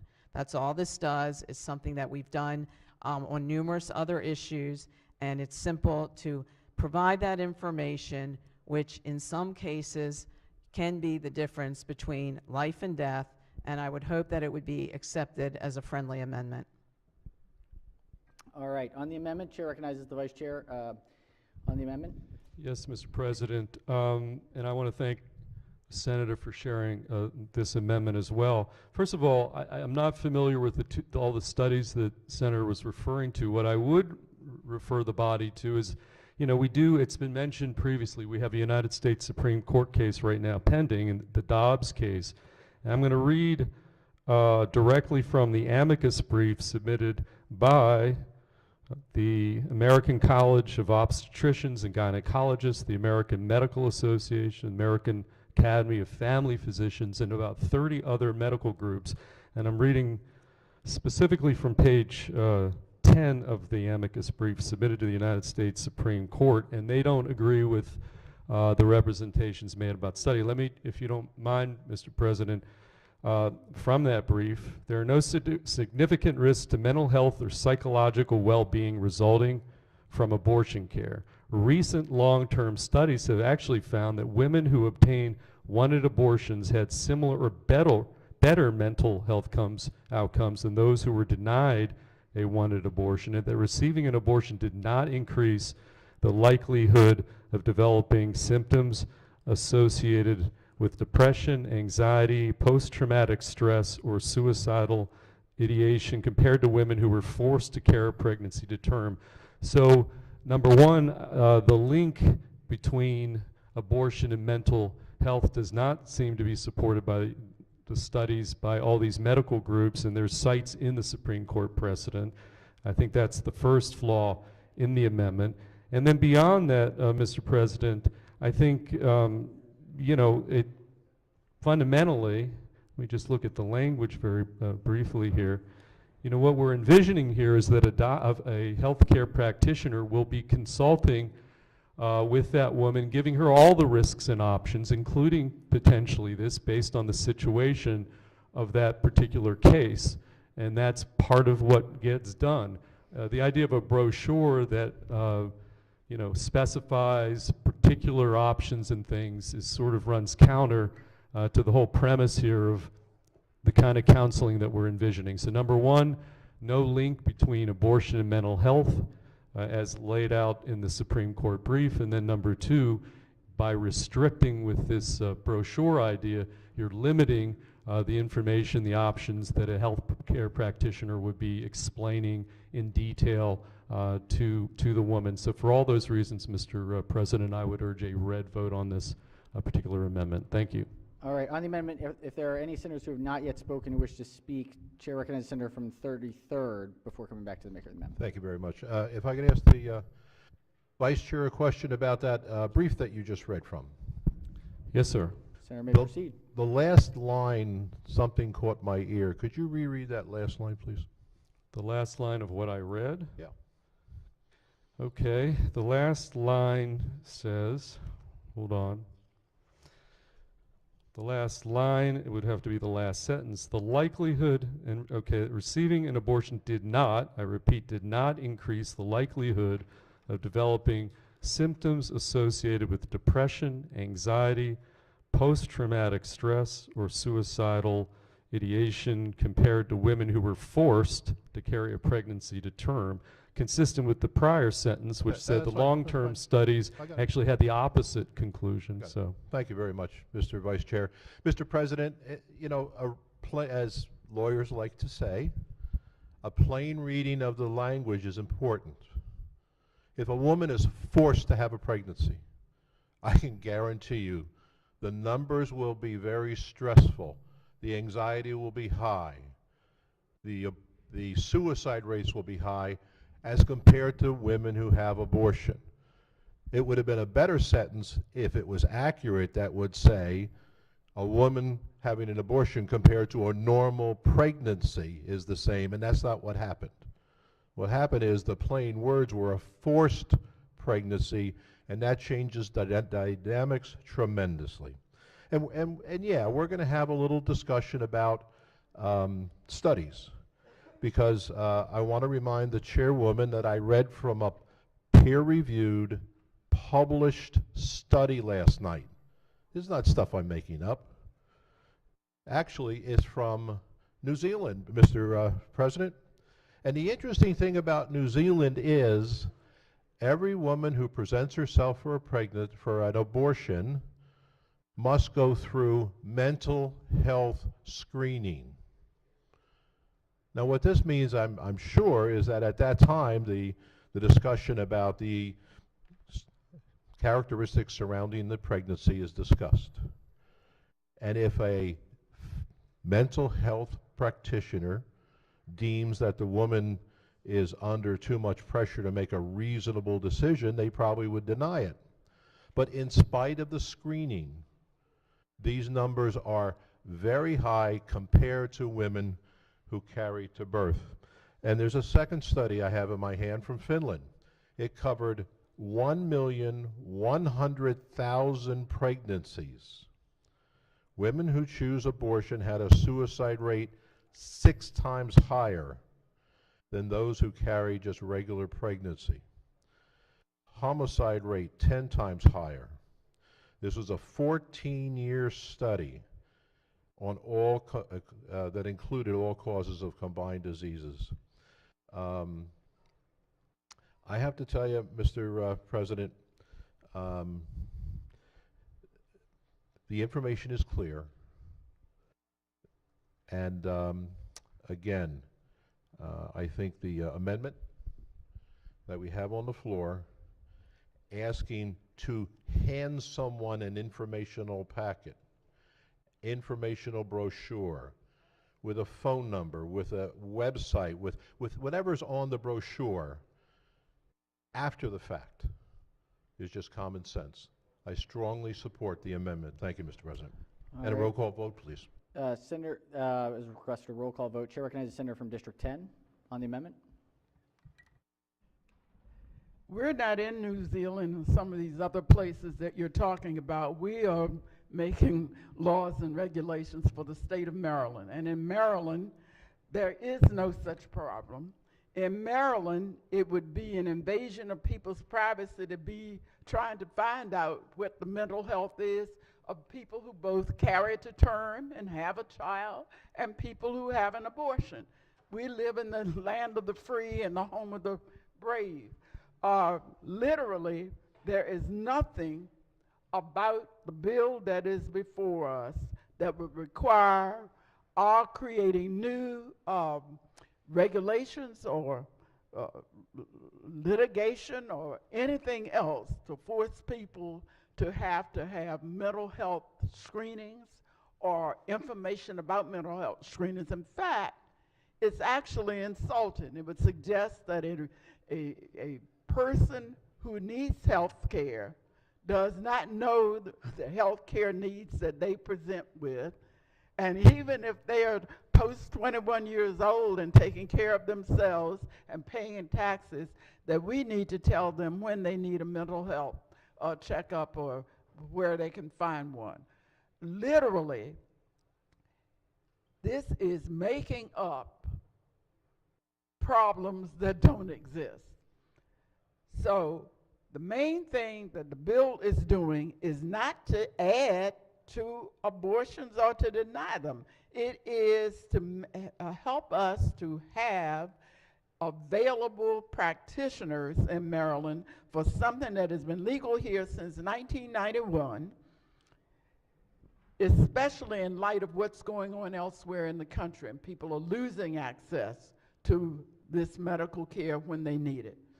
And so, since the law that we passed in 1991 limited only to physicians and no other healthcare provider could do the abortion, whereas we have physician assistants and nurse practitioners and other related health practitioners doing pregnancy management from conception to birth. So to carve out abortion forever and ever, which in early stages often can occur with the taking of a pill, is ignorant. So we want to deal with the problems that are real and not with imaginary problems that don't exist and don't reflect the purpose of this bill and the need of our would-be mothers or would-be aborted mothers in Maryland to need to deal with health care that is not prescribed for any reason except something that you're reading about from New Zealand. So we need to pass this good bill. It's in the same posture of the Senate bill which you passed earlier in this session, and I would so move. All right, on the amendment, Chair recognizes the minority whip on the amendment. Thank you, Mr. President. Just to focus on this amendment for a moment. This amendment is not requiring mental health screenings. This amendment is simply saying that, like in a lot of other medical encounters, there are certain professions where they will give a patient something about availability of mental health opportunities and things that they need. We talked a moment ago, Vice Chair was waxing poetically about different studies that say there isn't really a correlation between abortion and mental health. There's a lot of anecdotal stories of people who suffered traumatically after an abortion procedure. You can say that's anecdotal, but we don't have any data to prove we need this bill.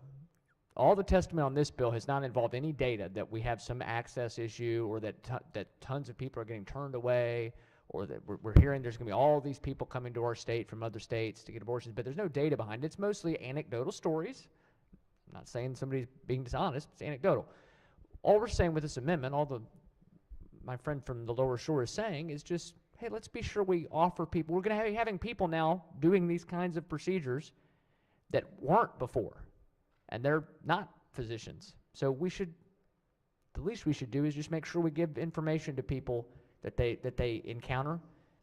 This amendment isn't even really, I mean, it's doing it afterwards. It's nothing about even before. So I think it's a very reasonable amendment, would improve the bill, and I will be voting green on the amendment.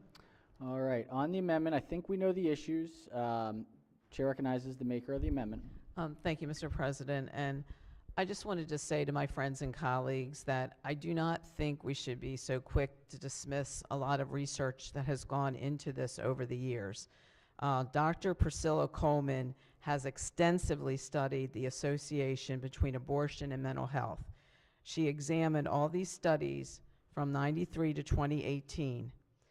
49 out of the 75 studies, that's 65%, showed a strong correlation between abortion and adverse mental health outcomes.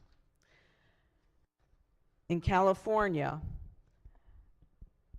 there was a study examining 173,279 low-income California Medicaid patients who had undergone abortions. And from that report, the women who aborted had a significantly higher risk of clinical depression, an average of 8 years after a first unintended pregnancy compared to women who carried to term. It also showed that women complaining of post-abortion distress, 56% of them reported suicidal feelings, and 28% actually attempted suicide, with over half of these attempting suicide more than once. 20 to 30% of post-abortive women suffer from serious, prolonged, negative psychological consequences. And given the mental health crisis that we experience in Maryland, it only makes sense to share basic information, just providing information on how to access mental health services. The Vice Chair spoke about different views and interpretations, and I realize that, and I acknowledge that there are different perspectives on abortion and mental health linkage. But there are areas of agreement that Dr. David C. Reardon, director of the Elliott Institute, notes in his 2018 SAGE Open Medicine review paper. And here are the areas of agreement. 1, abortion is consistently associated with elevated rates of mental illness compared to women without a history of abortion. Fact number 2, the abortion experience directly contributes to mental health problems for at least some women. For at least some women. Fact number 3, there are risk factors such as pre-existing mental illness that identify women at greater risk of many mental health problems after an abortion. So given that we actually have agreement and acknowledgement of the overall abortion experience directly contributing to mental health problems for at least some women, not everybody, some women, Why wouldn't we just provide basic information developed by the Maryland Department of Health on just how to access the services to women after an abortion? It could save a life. The seeds we plant today could be life-saving in the future. And this body knows that education and awareness can make all the difference when it comes to suicide prevention. We know early intervention when someone is depressed can turn someone's life around. So I asked you to think about that. We're just sharing information that would allow them to access mental health services if they are experiencing depression after their abortion. I move for a favorable vote on this amendment. All right, on the amendment, I think we know the issues. I think we know the issues. Just, I was going to make a brief response, but that's fine. Fair Let's, enough. I think we can explain the vote. On the amendment, clerk will call the roll. Mr. President, Has everyone recorded their vote? Anyone wish to change their vote, explain their vote? If not, the clerk will take the call. With 29 votes in the negative, the senator's amendment fails. Chair recognizes the majority leader. Thank you, Mr. President. I have a motion to limit debate. Does the senator have the motion in writing? Yes. Have we provided to the clerk? Do we have a copy? If the senator could read the motion. Okay. Pursuant to the provisions of Senate Rule 77B, debate on House Bill 937 shall be limited to 60 minutes in the aggregate for consideration of second reading and third reading and final passage, and on all subsequent questions, amendments, and motions so related to such motions, readings, and other actions. The President shall allocate the 60 minutes aggregate time among those senators desiring to speak thereon, provided that not more than 30 minutes shall be allocated for the proponents and not more than 30 minutes shall be allocated for the opponents of such a bill. All right, the senator has moved to limit debate to 60 minutes in the aggregate, 30 minutes for each side. This is a non-debatable motion. If the clerk could please ring the bells. If the secretary could ring the bells. And the clerk could take the, clerk could call the roll. Mr. President, Has everyone recorded their vote? Anyone wish to change their vote, explain their vote? If not, the clerk will take the call. With 29 votes in the affirmative, the senator's motion passes. There are now 30 minutes for each side on the bill. The chair recognizes the senator from the 38th district. What purpose does the senator rise? For an amendment, Mr. Senator has an President. amendment. The clerk will collect the senator's amendment.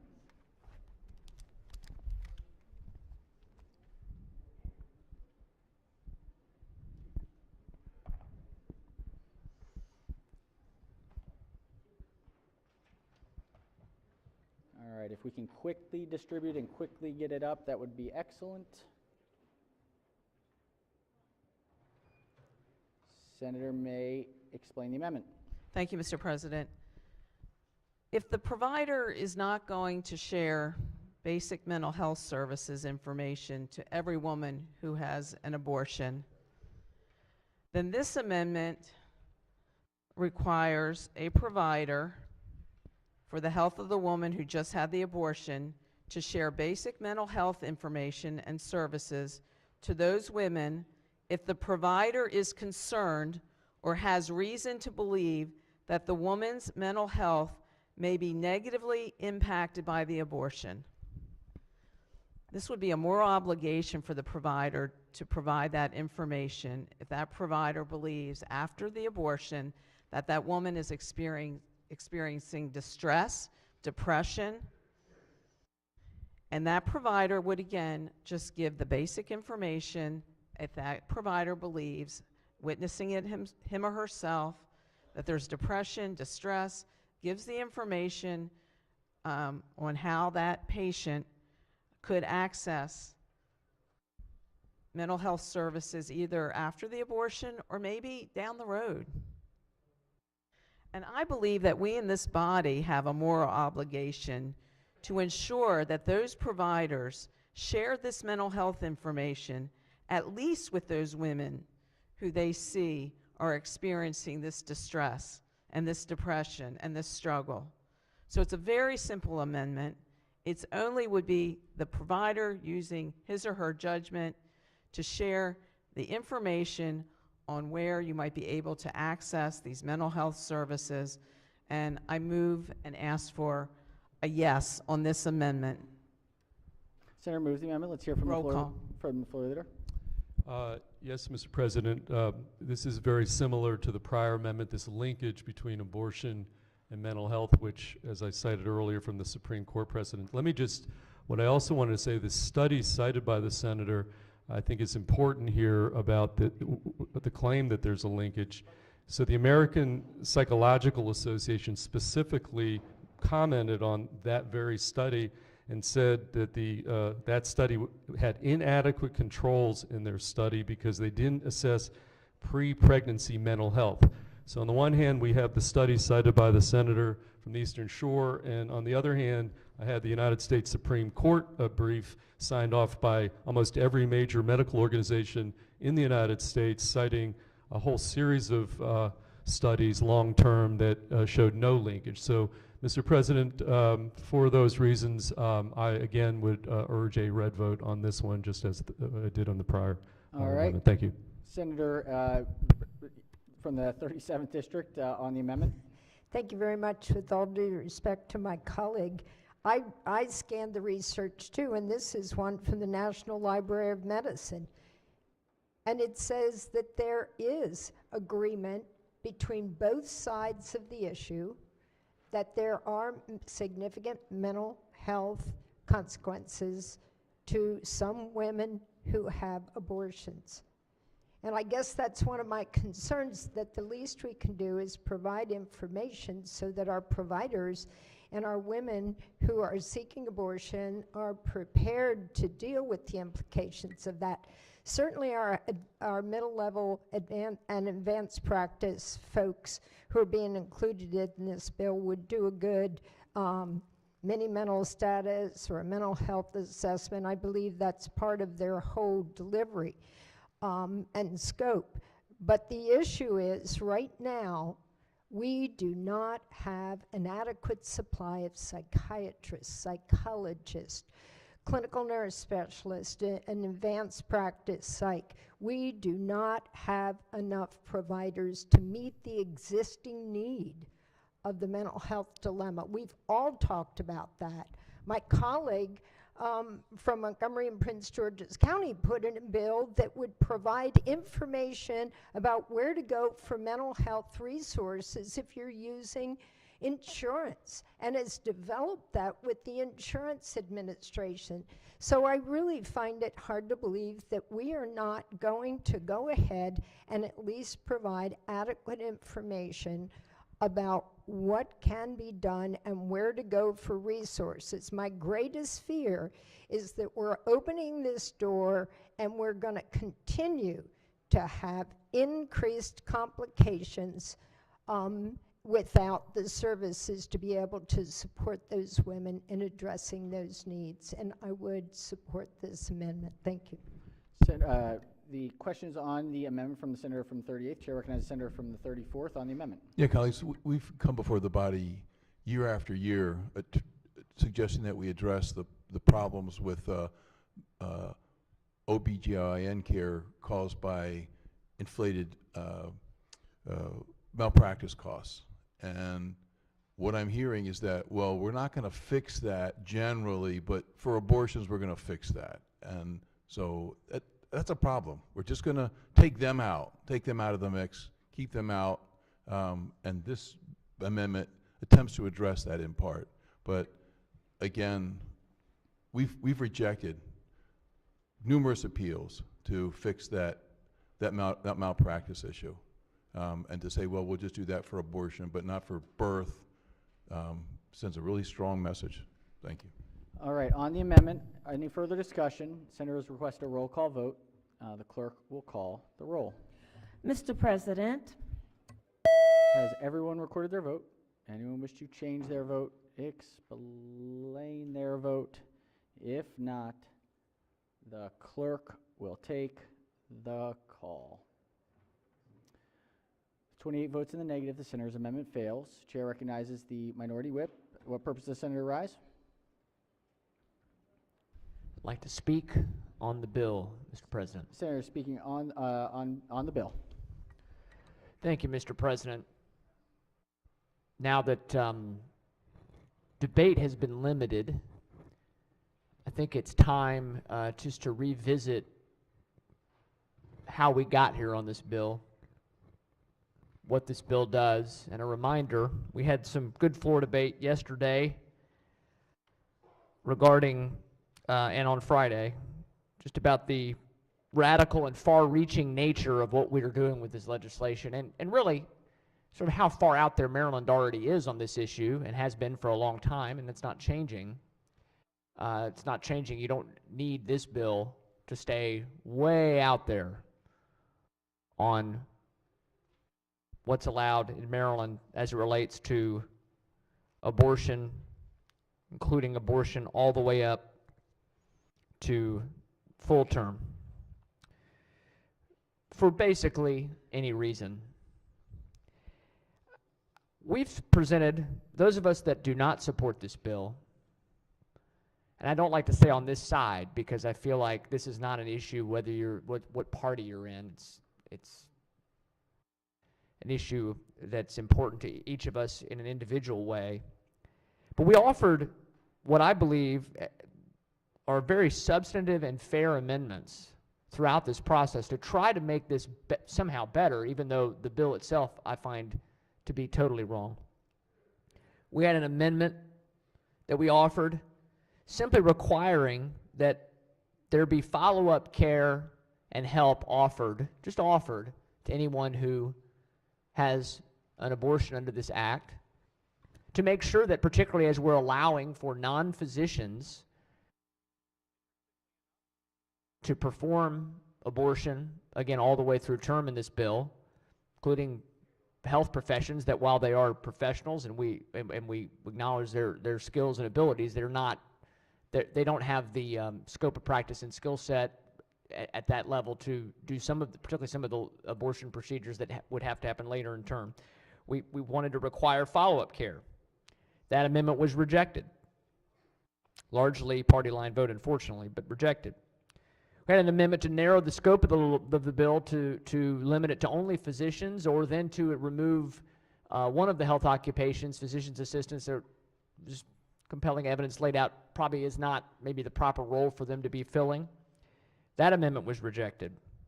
Other amendments dealing with sort of health, follow-up, care was to offer, to make sure that alternatives were offered in the abortion training program to help make sure that people offer women all the options available to them.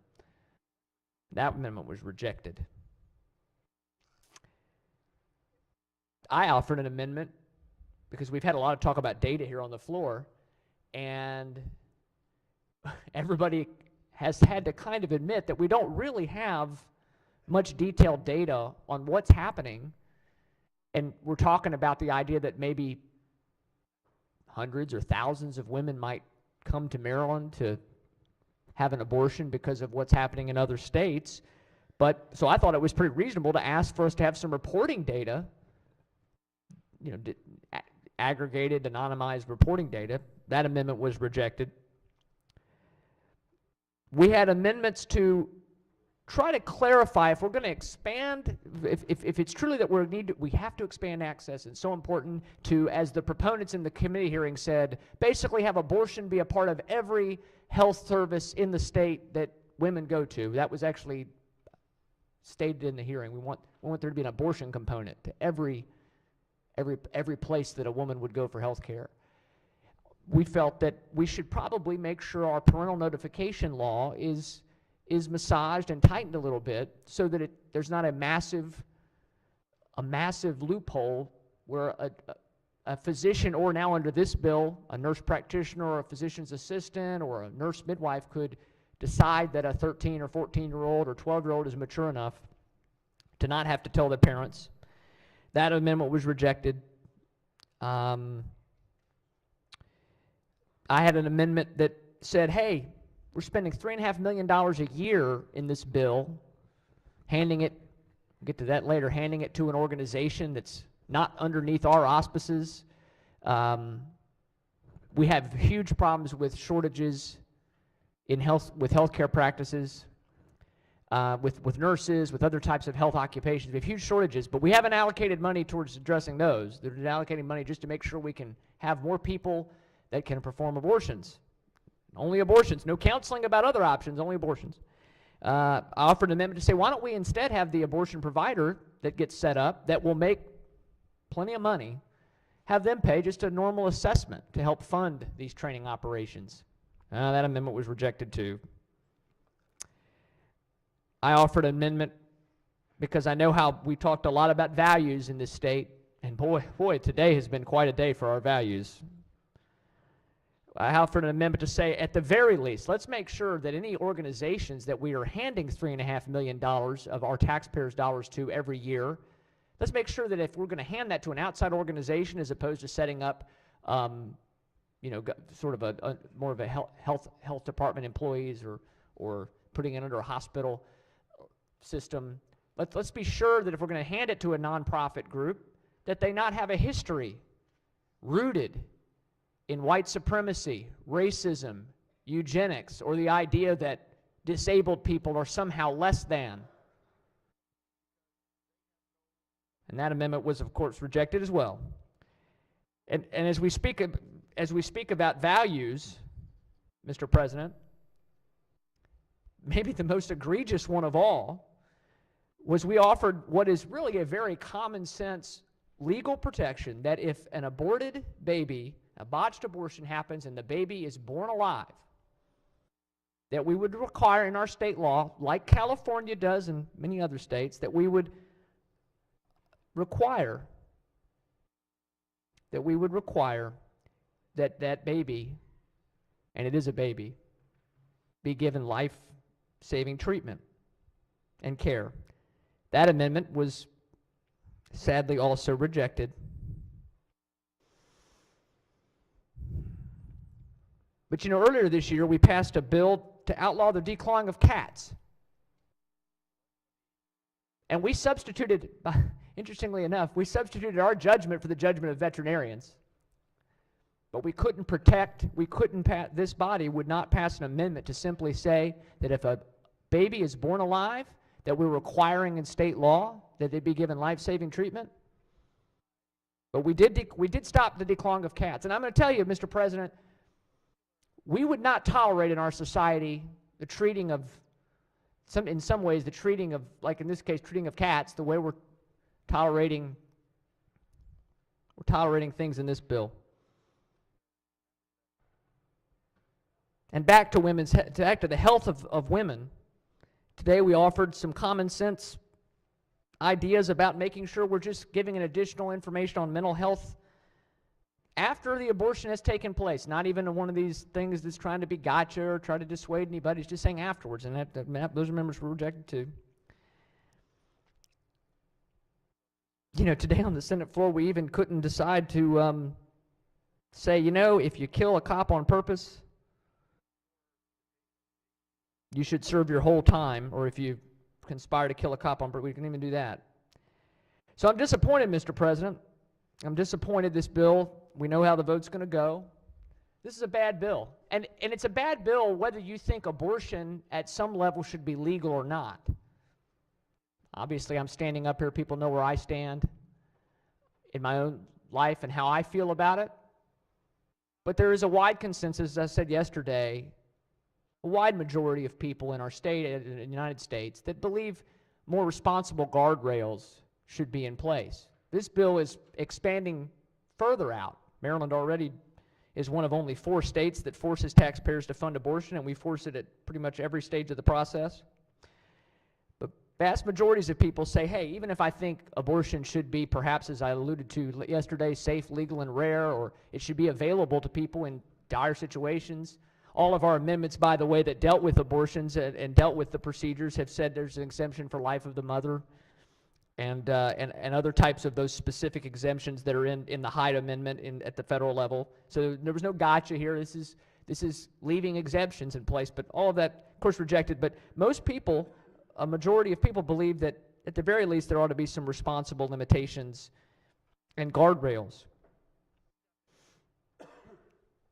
You know, Mr. President, the Supreme Court, we know all about Roe versus Wade. But the courts also held in prior years that states can enact certain restrictions on abortion in the interest of the potential life of an unborn child. That was Casey versus Planned Parenthood in 1992. The Supreme Court does not impose an affirmative duty or obligation on states to fund abortion or promote access to abortion. Obviously, our state has decided we're going to do it anyway, which, you know, is a policy decision that we're making. But I think it's really interesting. In 1980, when the Hyde Amendment was challenged, the court ruled that the government may distinguish between abortion and other procedures in funding decisions, noting that, and I'm quoting from the decision, no other procedure involves the purposeful termination of a potential life. And it affirmed that Roe versus Wade created a limitation on government, not a government funding entitlement. So, Mr. President, there's a lot of ways that we could look at this issue differently, and that we could step back from the precipice here. But as I said, it's pretty frustrating to sit here and look at the things that were offered to try to put some responsibility into this bill that were all resoundingly rejected. But we passed a bill to outlaw the declawing of cats. And I think it's something we should sit with as a body. I think we should reject this bill. And we should find a different way forward. Maybe that's wishful thinking, but that's what we should do, Mr. President. This is a bad bill, and it's really a radical way push forward. Again, with the stated goal, and I say again, the stated goal of proponents of the bill, and I don't speak about the bill sponsors, but the proponents, when I say this, I'm saying the proponents of the bill at the hearing talked in glowing terms about wanting more abortions, more people performing abortions as a job creation. It's a job creation bill. And they talked about wanting to make sure that, you know, their goal, success for them was, you know, sort of an abortion doctor in every, an abortion provider in every place you walk into.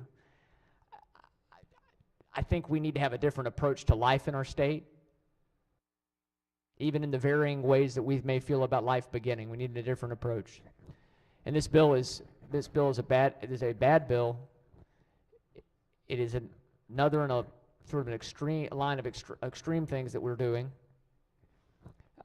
in this body as it relates to life and so many other issues. So, Mr. President, I will be voting red on this bill, and I urge my colleagues to do the same. Thank you. All right. House Bill 937 is on third reading for final passage. Chair recognizes the senator from the 33rd District. There's 29 minutes remaining for the proponents and 12 minutes remaining for the opponents. Senator may proceed. Thank you, Mr. President. To address some of the comments that were made previously, when you have a study that covers 1.5 million women, no matter where they are in this world, you're getting a very accurate sense of reproductive issues. There's been testimony on the floor, Mr. President, that 14 states have allowed this procedure to take place, this expansion of providers. I've got the Guttmacher Institute fact sheet here, dated 2020. And in 2017, there was 862,320 abortions provided in clinical settings in the United States. And since that time, Mr. President, this chemical abortion issue has really taken off. Guttmacher talks about since 2010, the U.S. abortion landscape has grown increasingly restrictive as more states adopt laws hostile to abortion rights. Mr. President, if the logo on the top of this piece of paper were from a Right to Life group, they would say the abortion landscape has grown increasingly restrictive as more states adopt good regulations to protect the life of the mother and the child. Between January 1st, 2011 and July 1st, 2019, states enacted 483 new abortion restrictions. Again, if this was entitled from a pro-life organization, it would say 483 new protections of the mother and protections of the unborn child. And remember, we have 14 states that are expanding access, but we had 483 new laws, regulations to protect. I think it's an important reminder that there are a lot more states and a lot more people who have been active in this area to provide protection. Some of the most common state-level abortion restrictions, or women protections as I call them, parental notification or consent requirements for minors. I think that's a reasonable thing to do. I don't look at it as a restriction. Limitations on public funding. It is my opinion and that of many others that public funding should not be used to provide for abortion. As I don't know if I read it, but on the 2020 Medicaid statistics, we spent $6.2 million of our tax money to pay for abortions. Some of the regulations required mandated counseling designed to dissuade individuals from obtaining abortion, according to Guttmacher Institute. I would say they had counseling designed to inform, educate, talk about the mental health problems and the possible long-term physical problems of abortion. Guttmacher talks about mandated waiting periods before an abortion. Again, an opportunity to take a moment, a day, a week, and seriously consider what might happen. And they talked about unnecessarily and overly burdensome regulations on abortion facilities, and I would advocate that we're making sure it's safe, clean, properly staffed, that the medical folks who are doing the procedures are adequately trained and have adequate experience. And I'm afraid this bill will open the door for a lot more problems. As we continue to read through the Guttmacher Institute, it reminds us that in 2019, they used a very specific number. 29,800 abortions were provided in Maryland. I don't know where they got the information, Mr. President, because we don't have it.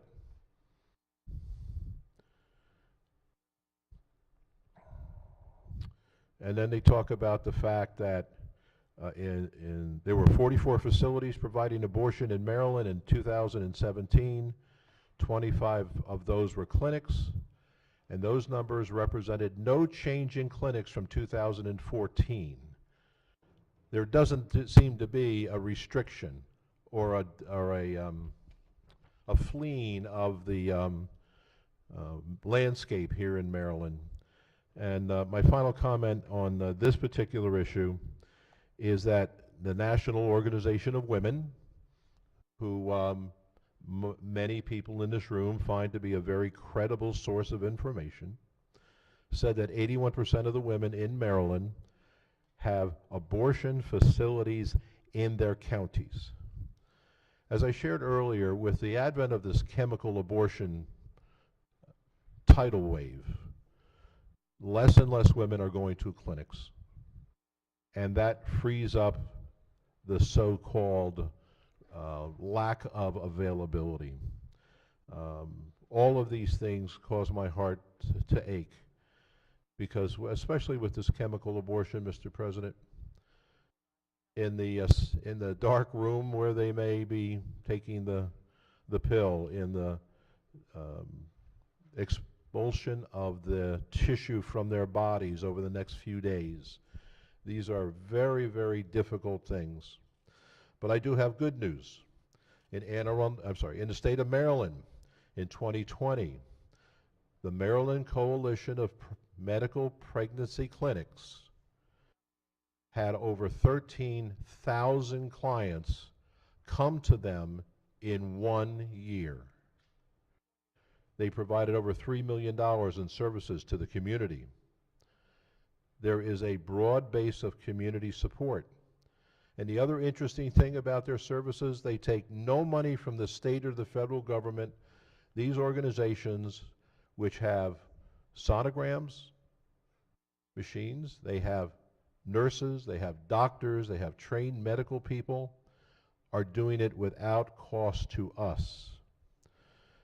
There's also the issue of when they're screening, they're also screening for STDs and HIV, and 214 women were tested for these social transmitted diseases.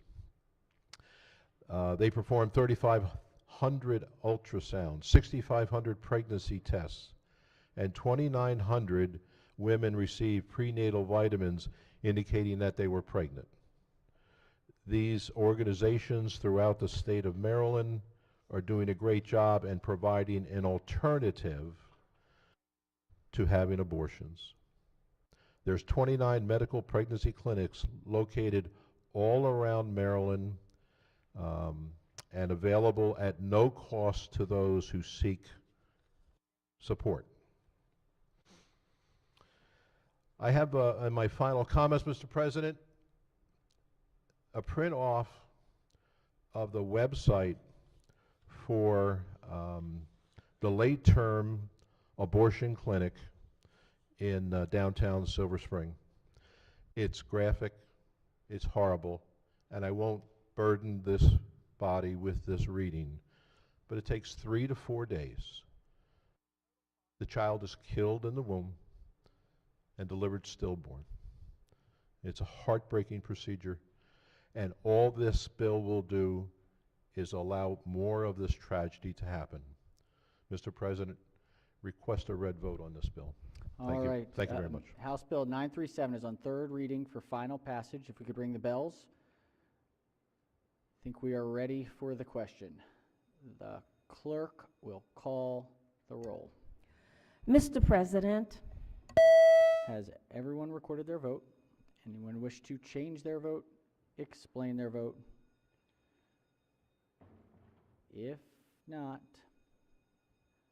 the clerk will take the call.